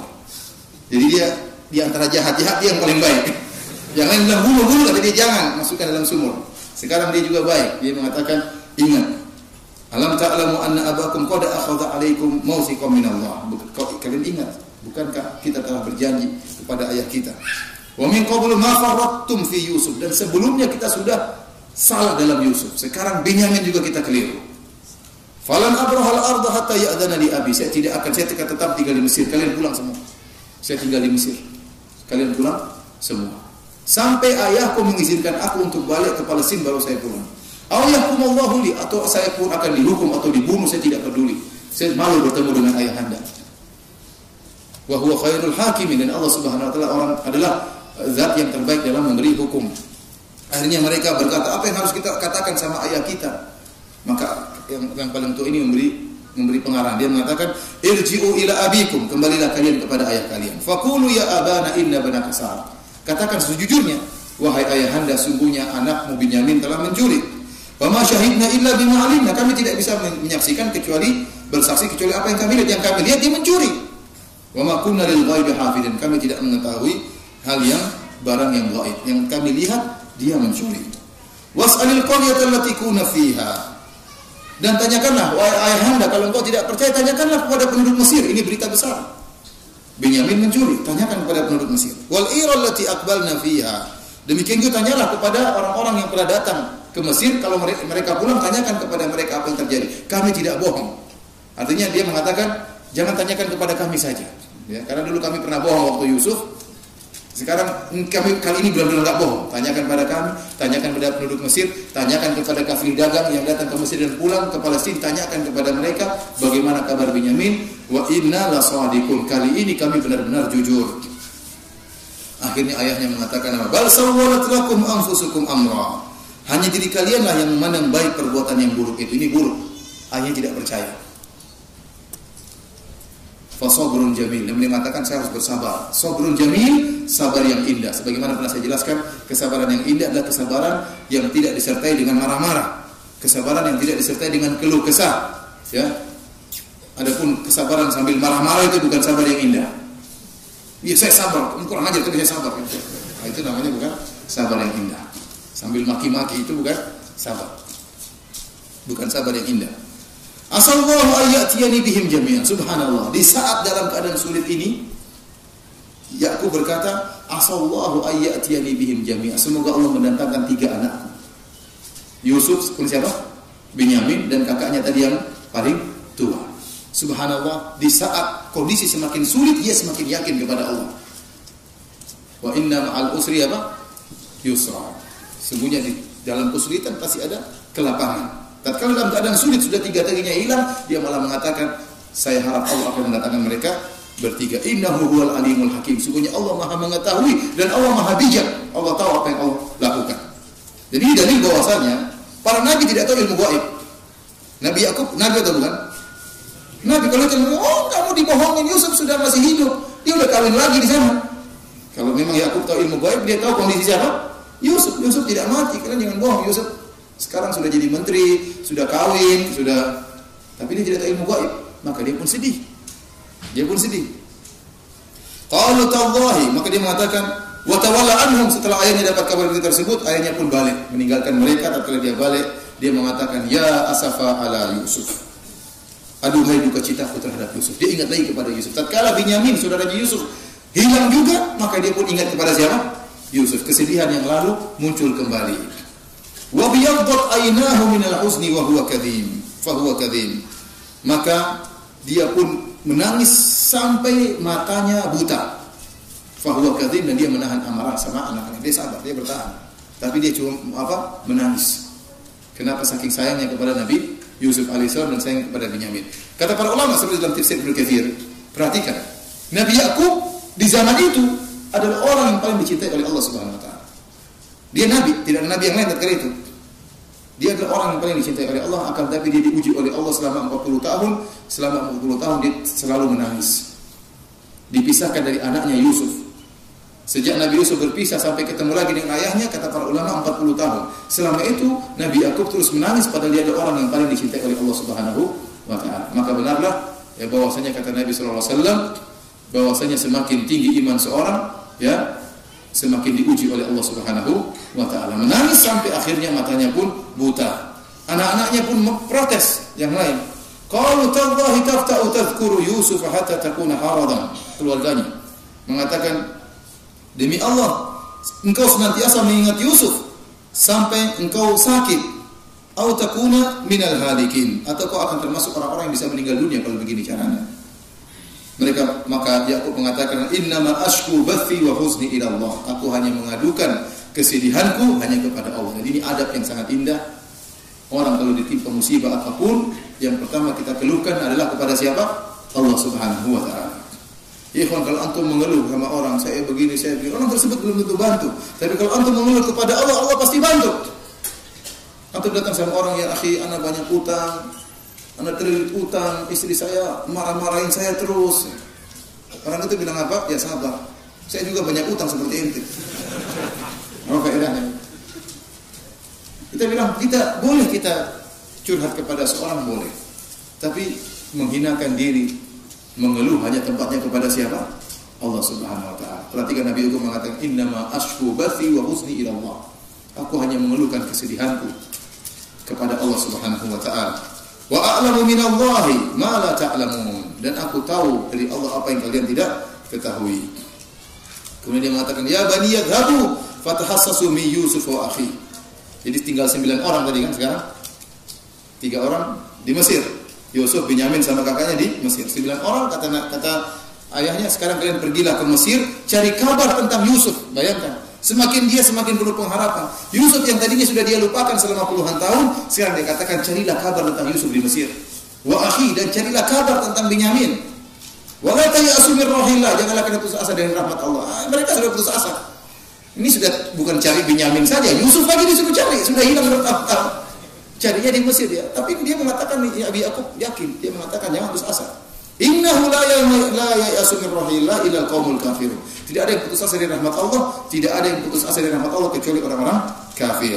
Akhirnya mereka pun berangkat. Falamma dakhalu alaihi qalu ya abana. Akhirnya mereka, ya ayyuhal aziz. Akhirnya mereka ketemu dengan Yusuf sang menteri. Mereka tidak tahu itu Yusuf. Kata mereka, ya ayyuhal aziz, wahai sang menteri, massana wa ahlana ad-dur. Kami telah ditimpa dengan kemudaratan. Kami dan keluarga kami di Palestina ditimpa dengan kemudaratan, dengan kelaparan, dengan kemiskinan. Wajibna bi bida'atin musjatin, dan kami bisa datangkan cuma buat barter benda yang murah, uang yang sedikit. Fa'awfilana al-kaila wa tasaddaq alaina. Berikanlah makanan kepada kami, bersedekahlah kepada kami. Mereka benar-benar melas memohon kepada siapa? Nabi Yusuf. Inna Allaha yajzil mutasaddiqin. Sungguhnya Allah akan membalas, beri ganjaran kepada orang-orang yang bersedekah. Maka Nabi Yusuf, kata para ulama, tatkala mendengar perkataan saudara-saudaranya, dia pun ingat tentang ayahnya. Dia ingat ayahnya yang sangat sayang kepada dia. Dia ingat ayahnya yang sudah tua. Dia ingat saudara-saudaranya yang mereka dalam keadaan miskin sekarang, dalam keadaan kesulitan. Maka dia tidak tega, maka dia pun menangis di hadapan saudara-saudaranya. Kemudian dia mengatakan, qala hal alimtum ma fa'altum bi Yusuf wa akhi. Tidakkah kalian ingat apa yang pernah kalian lakukan terhadap Yusuf dan saudaranya? Id antum jahilun. Tatkala kalian dalam keadaan jahil. Maka mereka sadar, kok dia tahu Yusuf. Qalu a'innaka la anta Yusuf, engkau Yusuf. Qala ana Yusuf wa hadha akhi. Saya Yusuf, ini saudaraku Binyamin. Jadi subhanallah, Nabi Yusuf waktu kesempatan untuk marah, kesempatan untuk balas dendam, dia tidak balas dendam. Bahkan dia beri uzur, dia mengatakan, perhatikan perkataan Nabi Yusuf. Tahukah, masih ingatkah kalian apa yang kalian lakukan terhadap Yusuf tatkala kalian dalam keadaan jahiliyah? Mereka sekarang sudah soleh. Seakan-akan Nabi Yusuf mengatakan kalian dulu bersalah, namun karena kalian jahil waktu itu. Tidak dijadikan alasan untuk Yusuf untuk mencaci maki mereka, tidak. Kemudian Nabi Yusuf, mereka berkata, apakah engkau Yusuf? Kata Yusuf, iya saya Yusuf dan ini saudaraku.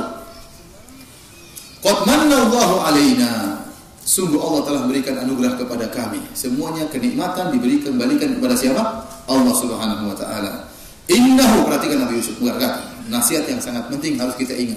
Innahu may yattaqi wa yasbir fa innallaha la yudhi'u ajral muhsinin. Barang siapa yang bertakwa dan bersabar, gabung di antara keduanya, sungguhnya Allah tidak akan menyia-nyiakan pahala orang yang berbuat baik. Jadi seorang kalau ingin mendapatkan ganjaran dari Allah di dunia sebelum di akhirat, gabungkan di antara dua perkara ini. Takwa dan apa? Sabar. Salat terus tapi enggak sabar, percuma. Maksudnya bukan percuma, kurang bagus.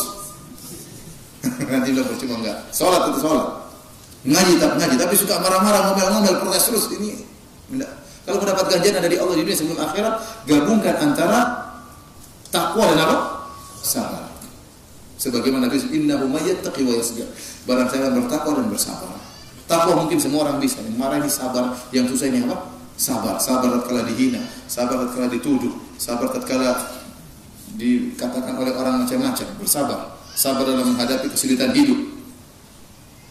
Maka dia akan mendapatkan ganjaran di dunia sebelum di akhirat. Mereka berkata, "Tallahi laqad atharakallahu alaina wa in kunna la khati'in." Kata mereka, demi Allah, sungguhnya engkau telah memberikan kelebihan kepada engkau di atas kami, dan sungguhnya kami adalah orang-orang yang bersalah. Mereka mengatakan, Yusuf, kami dulu salah, Yusuf. Dia kata Nabi Yusuf, indah sekali kata dia, "La tathriba alaikumul yawm." Tidak ada celaan bagi kalian sekarang ini. Jadi Nabi Yusuf benar-benar memaafkan tanpa mencela. Bukankah kalian dulu begini, kalian begini, enggak. Dia langsung lupakan semua itu. Saya tidak akan mencela kalian sejak hari ini. Bahkan bukan cuma itu, Nabi Yusuf doakan mereka, "Yaghfirullahu lakum." Semoga Allah memaafkan apa? Dosa-dosa kalian. Ini tingkat pemaafan yang luar biasa. Ada orang maafkan tidak didoakan. Ini dimaafkan dan didoakan. Dan dimaafkan tersebut di saat mampu untuk membalas. Ada orang maafkan karena tidak bisa membalas. Ya sudahlah, gimana lagi? Saya maafkan. Ada orang yang mampu untuk balas, tapi dia maafkan dan dia doakan kebaikan. Ini yang dipraktikkan oleh siapa? Nabi Yusuf alaihissalam. Wa huwa arhamur rahimin. Semoga Allah merahmati kalian karena Allah Maha Pengasih lagi Maha Penyayang.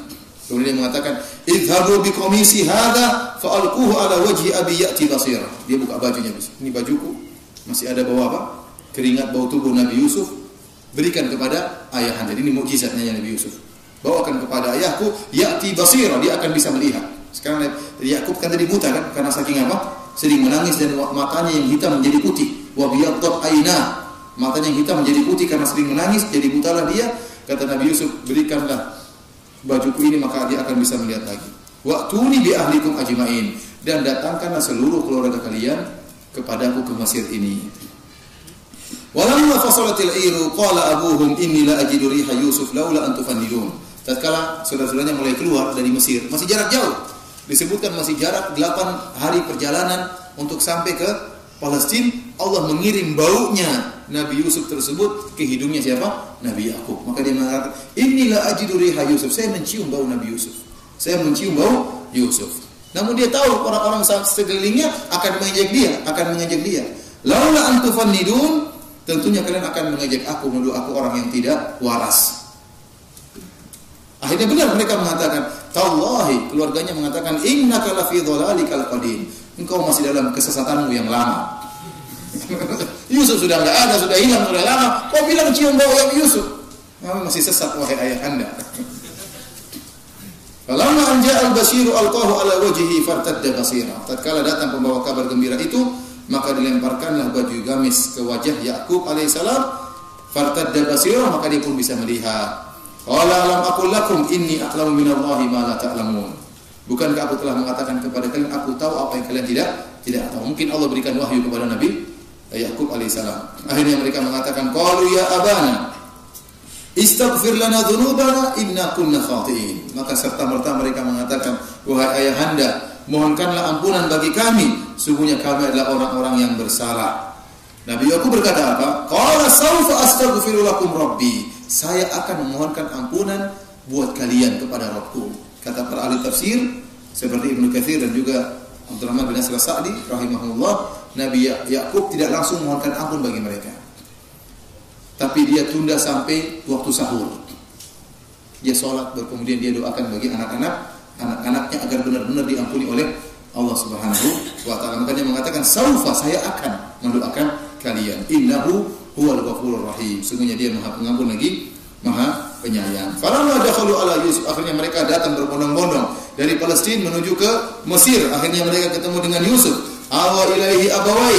Maka Nabi Yusuf pun meletakkan kedua ayah dan ibunya di singgasana. Wa qala dukhulu Misra insyaallah amin. Masuklah kalian dalam kota Mesir dengan penuh keamanan. Wa rafa'a abawi 'alal arsy. Tadi Nabi Yusuf merangkul mereka berdua, ayah dan ibunya, kemudian disuruh masuk kota Mesir dengan penuh keamanan. Wa rafa'a abawi 'alal arsy, kemudian ayah dan ibunya diletakkan di atas singgasana. Wa kharru lahu sujada, maka mereka semuanya sujud kepada Nabi Yusuf. Ayah ibunya dan 11 saudaranya semuanya sujud kepada Nabi Yusuf. Kalau ulama menyebutkan seperti Ibnu Katsir, dahulu syariat nabi-nabi terdahulu boleh sujud bukan dalam penghambaan tapi sujud penghormatan. Seperti kita assalamualaikum, dulu model salam itu dengan apa? Tahiyat, dengan apa? Sujud. Dan ini dibolehkan sampai syariat Nabi Isa. Waktu syariat Nabi Muhammad sudah enggak boleh. Waktu syariat Nabi Muhammad sudah tidak boleh. Oleh karenanya Mu'adz tatkala pergi ke negeri Syam, Mu'adz melihat orang-orang sujud kepada pendeta-pendeta mereka. Maka waktu dia ketemu Nabi, dia langsung sujud. Maka Nabi marah.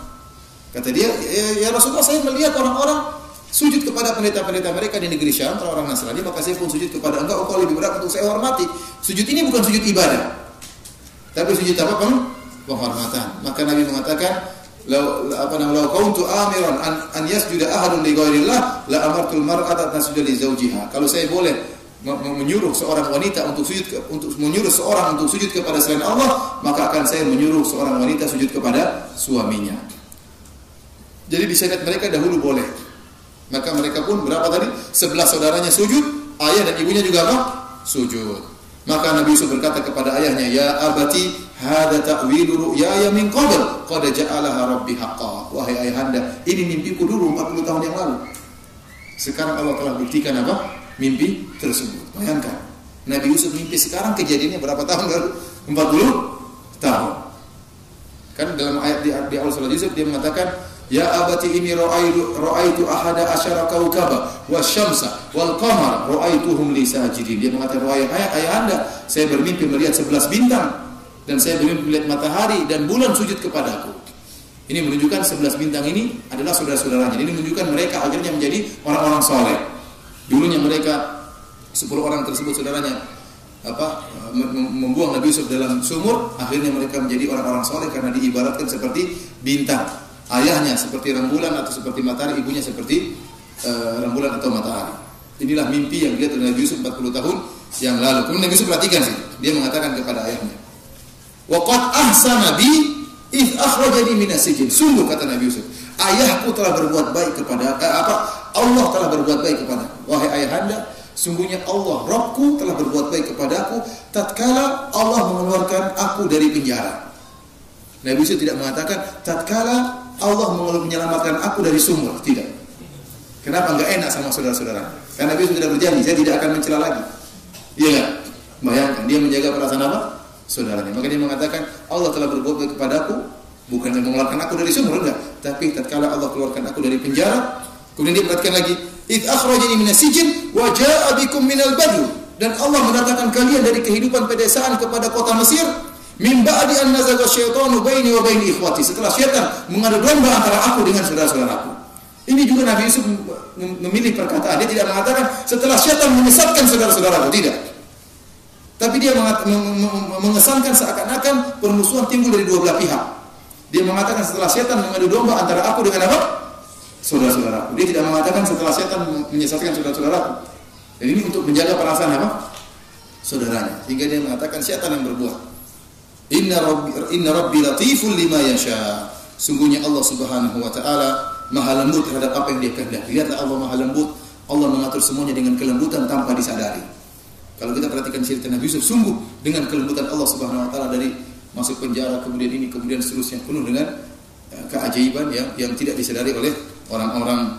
Innahu huwal alimul hakim. Dan sungguhnya Dia adalah zat yang maha berilmu dan maha bijaksana. Seluruh keputusan Allah adalah bijaksana. Demikianlah para hadirin yang dirahmati Allah Subhanahu wa taala. Masih ada ayat yang lain tapi waktu sudah sampai di sini saja. Sebentar lagi kita selesai. Kalau ada yang bertanya saya persilakan. Sedih kan dari akhwat.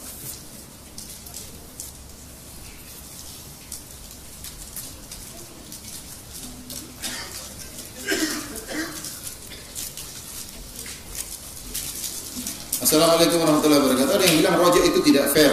Bilangnya ada salah satu hadis yang disembunyikan. Kalau memang betul-betul sunnah itu tak boleh muncul di TV. Kalau ada daurah itu melalui radio saja. Dia bilang muncul di televisi tidak jadi masalah. Ya. Kalaupun ada ulama yang tidak membolehkan, kita bilang masih banyak ulama yang membolehkan. Seperti hukum Yang lebih ringan daripada itu saja, yang lebih berat daripada televisi seperti hukum foto itu pun khilaf. Sebagian ulama mengatakan tidak boleh foto karena foto termasuk hukum gambar. Sebagian ulama seperti Syekh Utsaimin dan banyak ulama sekarang mengatakan foto bukan hukum gambar, lain dengan gambar. Karena dalam gambar itu ada sikap peniruan terhadap makhluk Allah, dia meniru-niru. Adapun foto tidak meniru-niru, benar-benar mencuplik karya Allah Subhanahu wa taala. Oleh karena seorang tatkala di kaca dicerminkan ada dia. Nah, cuma cerminnya diabadikan menjadi apa? Foto. Kalau cermin boleh, kenapa foto tidak? Tidak boleh. Beda kalau misalnya memahat patung itu ada seni, ada keahlian untuk menyaingi ciptaan Allah Subhanahu wa taala, ini dilarang. Saya kata ini masalah khilaf, ini masalah foto. Lebih ringan daripada ini, kalau kita bilang masalah foto dia masalah khilaf, apalagi yang lebih ringan daripada ini masalah video. Siaran langsung enggak ada ulama yang melarang siaran langsung. Ini masalah apa bedanya? Enggak cuma ada perantara yang buat kita nonton secara langsung. Bagaimana kalau rekaman? Sebenarnya mengatakan tidak jadi masalah, terutama tatkala manfaatnya banyak. Ternyata para ulama banyak yang muncul di televisi. Seperti Mufti Arab Saudi muncul di mana? Televisi. Syekh Shalih Al-Fauzan juga muncul di televisi. Kemudian juga Syekh bin Baz juga menganjurkan untuk berdakwah dengan televisi. Syekh Albani juga menganjurkan untuk berdakwah dengan televisi. Syekh Utsaimin juga, kemudian siapa lagi kalau begitu? Kita ikut siapa kalau bukan mereka? Ini saya katakan bahwasanya kalau Anda merasa tidak boleh berdakwah dengan televisi, ya silakan. Kita pun tidak mencela, silakan. Tapi hargailah khilaf di antara para ulama. Apakah Anda berani mencela Syekh Shalih Fauzan yang muncul di televisi? Ada yang mengatakan, oh itu Syekh Shalih Fauzan tidak tahu. Waktu di syuting dia tidak ngerti, mustahil.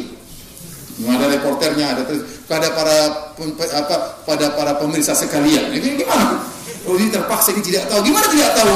Reporternya bilang kepada para pemirsa sekalian yang ingin bertanya, silakan. Masa Syekh Fauzan tidak tahu? Ini hanya makanya seorang bolehlah dia berpendapat, dia tidak larang. Silakan berpendapat haram, tapi jangan memaksakan diri dan memaksakan pendapat dan tidak menghargai pendapat orang lain. Anehnya sebagian orang mengatakan, tidak boleh nonton Raja, tapi Metro TV sama TV One nonton terus. Makanya kita bilang, ya akhi, sekarang di zaman modern kemaksiatan tersebar dengan berbagai macam media. Kita ini kalah dari sisi media. Dia pluralisme tersebar dengan berbagai media. Pornografi keluar dengan berbagai macam media. Kesyirikan semuanya tersebar dengan dengan media. Kalau usahakan, sementara kita kemudian pakai media apa? Kita ingin menyaingi mereka dengan media juga. Anehnya sebagian orang mengatakan televisi tidak boleh, tapi internet boleh. Mana lebih parah, internet apa televisi? Lebih parah internet. Oke, sekarang saya katakan bahwasanya kalau dia meyakini tidak boleh, ya silakan saja. Ya, masalah rojak tidak fair bagaimana maksudnya? Saya juga bingung. Bagaimana cara menafsirkan mimpi sesuai dengan Al-Quran dan Sunnah? Apakah ada kitab ulama membahasnya? Tidak ada kitab ulama yang mengkhususkan dalilnya. Kalau mimpi ini berarti ini, mimpi ini berarti ini, mimpi ini berarti ini. Tidak ada. Kalau mimpi ketemu misalnya ada kelapa jatuh, jatuh lagi kelapa yang kedua, oh berarti saya mau poligami. Tidak ada seperti itu. Tidak ada. Tidak ada dalilnya. Jadi ini kembali kepada firasat masing-masing orang yang saleh. Tidak ada kaidah baku. Tidak ada kaidah baku. Nabi Yusuf tidak pernah menulisin kalau mimpi begini enggak. Tetapi mimpi itu selalu ada tali benang merah antara mimpi dengan kenyataan. Seperti tadi saya katakan, tatkala mimpi lihat sapi gemuk, bukan berarti muncul sapi gemuk, enggak. Tapi sapi gemuk itu ibarat tentang apa? Musim panen. Kenapa? Karena waktu musim panen berarti ada bulir yang hijau dan sapi membajak. Nah, ini berarti ada kaitannya dengan apa?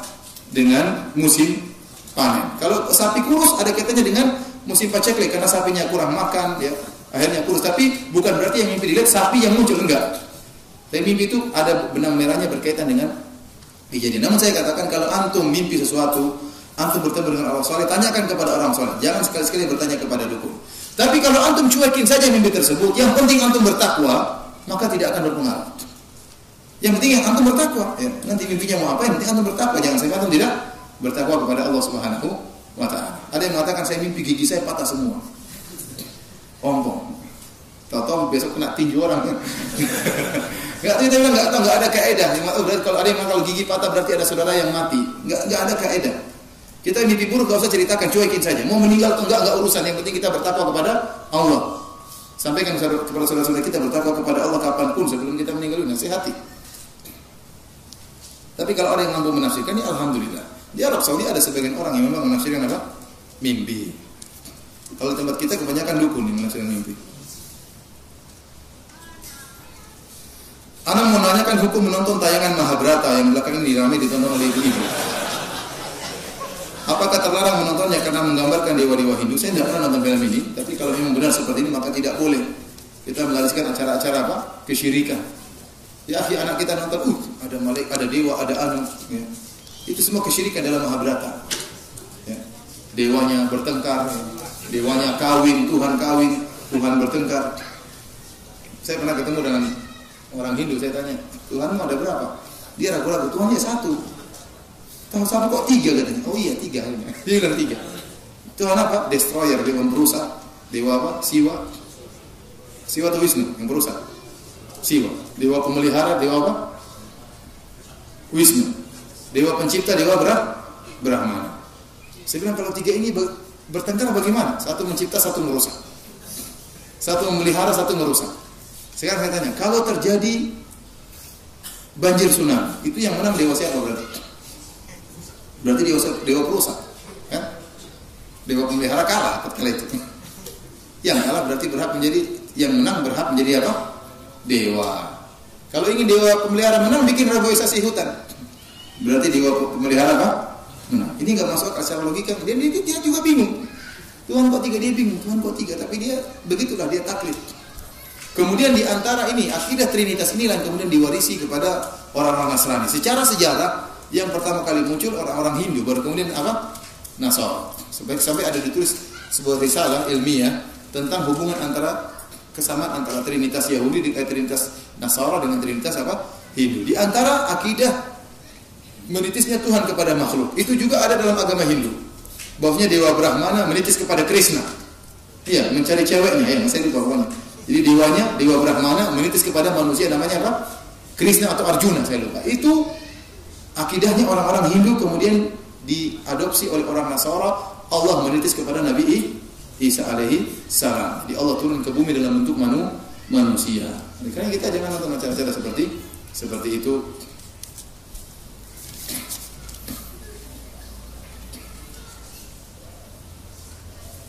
Ustaz mau nanya apa hukumnya bagi wanita yang pakai cadar dengan tidak jilbab syar'i yang pantas?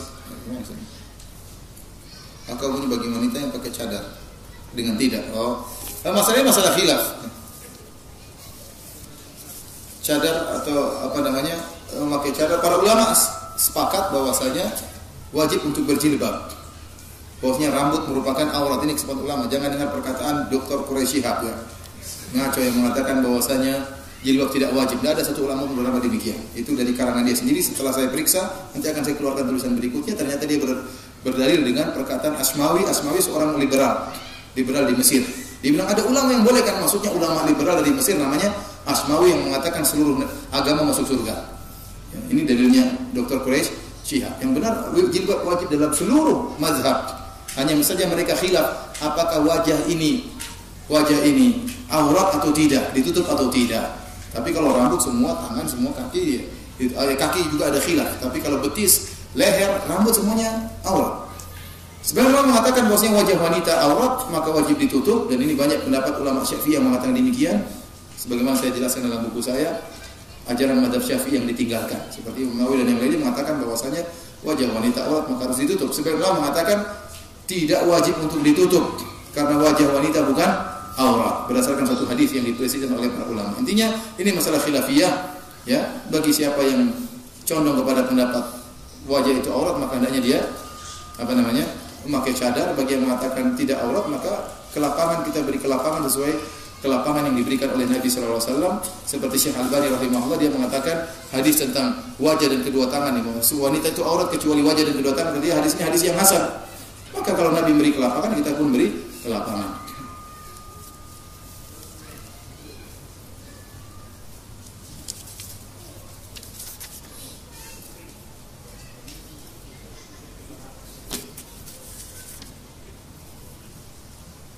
Ustaz, bagaimana menyikapi kisah Nabi Yusuf yang seakan-akan menipu 10 saudaranya?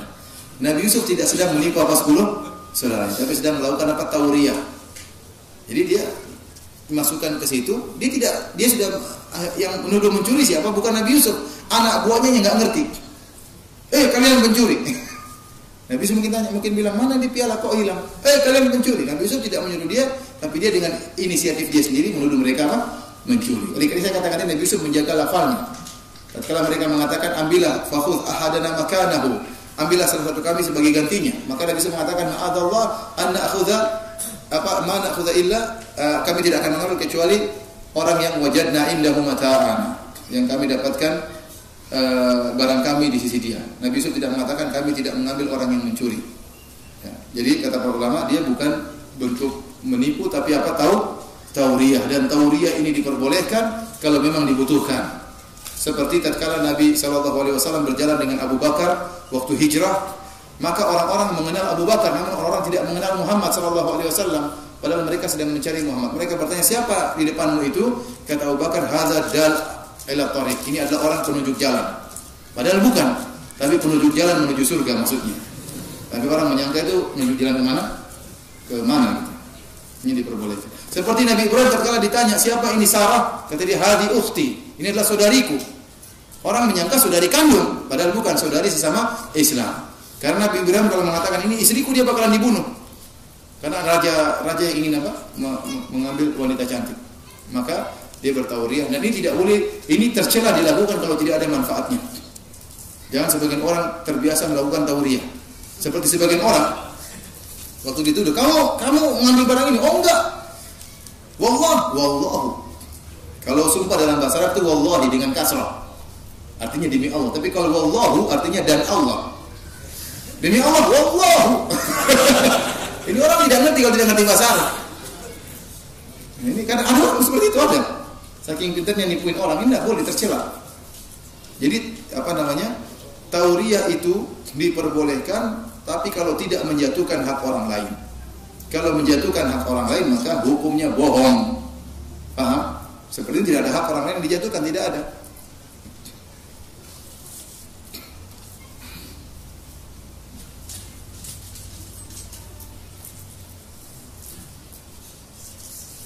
Disebutkan sini, khususnya saya saya khawatir supaya tidak menyalahartikan kisah tersebut, karena bisa jadi kisah Nabi Yusuf tadi dijadikan dalil bagi seorang penipu. Kalau seorang penipu tidak usah pakai dalil. Jadi kita bilang ya, ini orang penipu apa saja dijadikan dalil ya. Katanya Nabi Ibrahim juga bohong, motoin ngancurin patung, kemudian ditanya siapa yang bikin, yang besar yang bikin. Ini bohong atau enggak? Kata mereka bohong. Padahal enggak. Nabi Ibrahim waktu ditanya, apakah kamu yang menghancurkan patung-patung kami? Kata Nabi Ibrahim, bal fa'alahu kabirum hadza fas'aluhum in kanu yantiqun. Tapi yang melakukan adalah patung yang besar, tanyakan kepada patung-patung kecil kalau mereka bisa bicara. Jadi Nabi Ibrahim mengatakan patung ini ada persyaratan, bohong bersyarat. Patung ini yang hancurkan kalau mereka bisa bicara. Kalau mereka nggak bisa bicara berarti bukan dong, saya dong maksudnya begitu. Ini tidak bohong secara bahasa tidak bohong, karena dia mengatakan yang hancurin yang gede, kalau mereka bisa ngomong, mereka nggak bisa ngomong. Paham? Dan mereka tahu mereka dibohongin. Makanya mereka marah. Kalau mereka saya yang bikin, dia yang bikin. Ini namanya tauriyah dalam bahasa kita.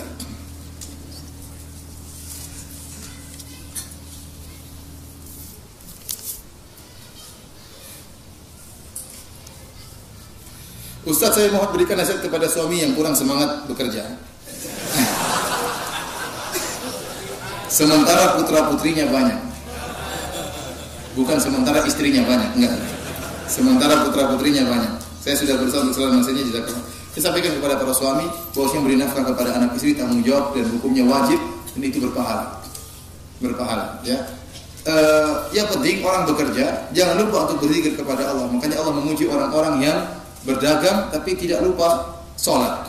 Kata Allah, rijalun la tulihim tijaratun an dzikrillah wala bai'un an dzikrillah wa iqamis salati wa ita'iz zakah yakhafuna yawman tataqallabu fihi al-qulub wal absar. Para lelaki yang mereka la tulihim tijaratun wala bai'un an dzikrillah, perdagangan mereka, transaksi mereka tidak membuat mereka lalai untuk berzikir kepada Allah, tidak buat mereka lalai untuk salat. Ini yang Allah puji orang seperti ini. Allah tidak sedang muji orang di masjid terus, tidak. di masjid terus baca Quran terus tidak kerja, bukan itu yang Allah puji. Yang Allah puji orang-orang yang mereka kerja, punya tanggung jawab, tapi tidak lupa waktunya sholat mereka sholat. Ini yang hebat seperti ini. Oleh karena saya katakan bekerja wajib ya, bekerja wajib ya. Jangan sampai seorang kemudian akhirnya ngaji terus tidak bekerja. Ini juga salah. Dia punya tanggung jawab untuk mengurus anak istrinya. Dia ingin supaya anak-anaknya menjadi anak yang soleh. Anak yang soleh butuh biaya. Menyekolahkan butuh biaya atau tidak? Butuh biaya. Maka dia menggabungkan di antara keduanya. Dia bekerja dengan niat karena Allah Subhanahu Wa Taala. Ingat Rasulullah SAW bersabda, "Lasta tunfiqu nafaqatan tabtaghi biha wajha Allah illa ujirta biha hatta luqmatan taj'alu fi imra'atik." Tidaklah engkau berinfak, kau berikan kepada keluargamu kecuali kau dapat pahala. Sampai suapan yang kau suapkan kepada mulut istrimu, kau juga dapat pahala dengan syarat kau mengharapkan wajah Allah. Jadi pas keluar rumah niatkan, perbaiki niat tiap hari. Saya keluar rumah karena Allah. Bismillahirrahmanirrahim. Dalam hati saya ingin mencari nafkah buat anak istriku. Saya harus menyekolahkan anakku. Saya harus menjaga kehormatan istriku. Ini semua berpahala. Namun juga jangan bablas cari-cari duit terus tidak sholat. Ini juga ngaco. Ya. Ini juga ngaco. Tidak pernah ngaji sama sekali. Akhirnya ngajinya sebulan sekali. Ini juga nggak benar. Saya rasa kalau seminggu sekali ikut pengajian tidak memberikan kemudaratan. Di sela-sela kita kerja kalau waktu sholat kita bisa baca Quran sedikit. Artinya jangan lupa bahwasanya menafkahi anak istri juga kewajiban dan juga berpahala di sisi Allah Subhanahu Wa Taala. Demikianlah apa yang bisa saya sampaikan. Insyaallah besok kita lanjutkan lagi. Wabillahi taufik. Assalamualaikum warahmatullahi wabarakatuh.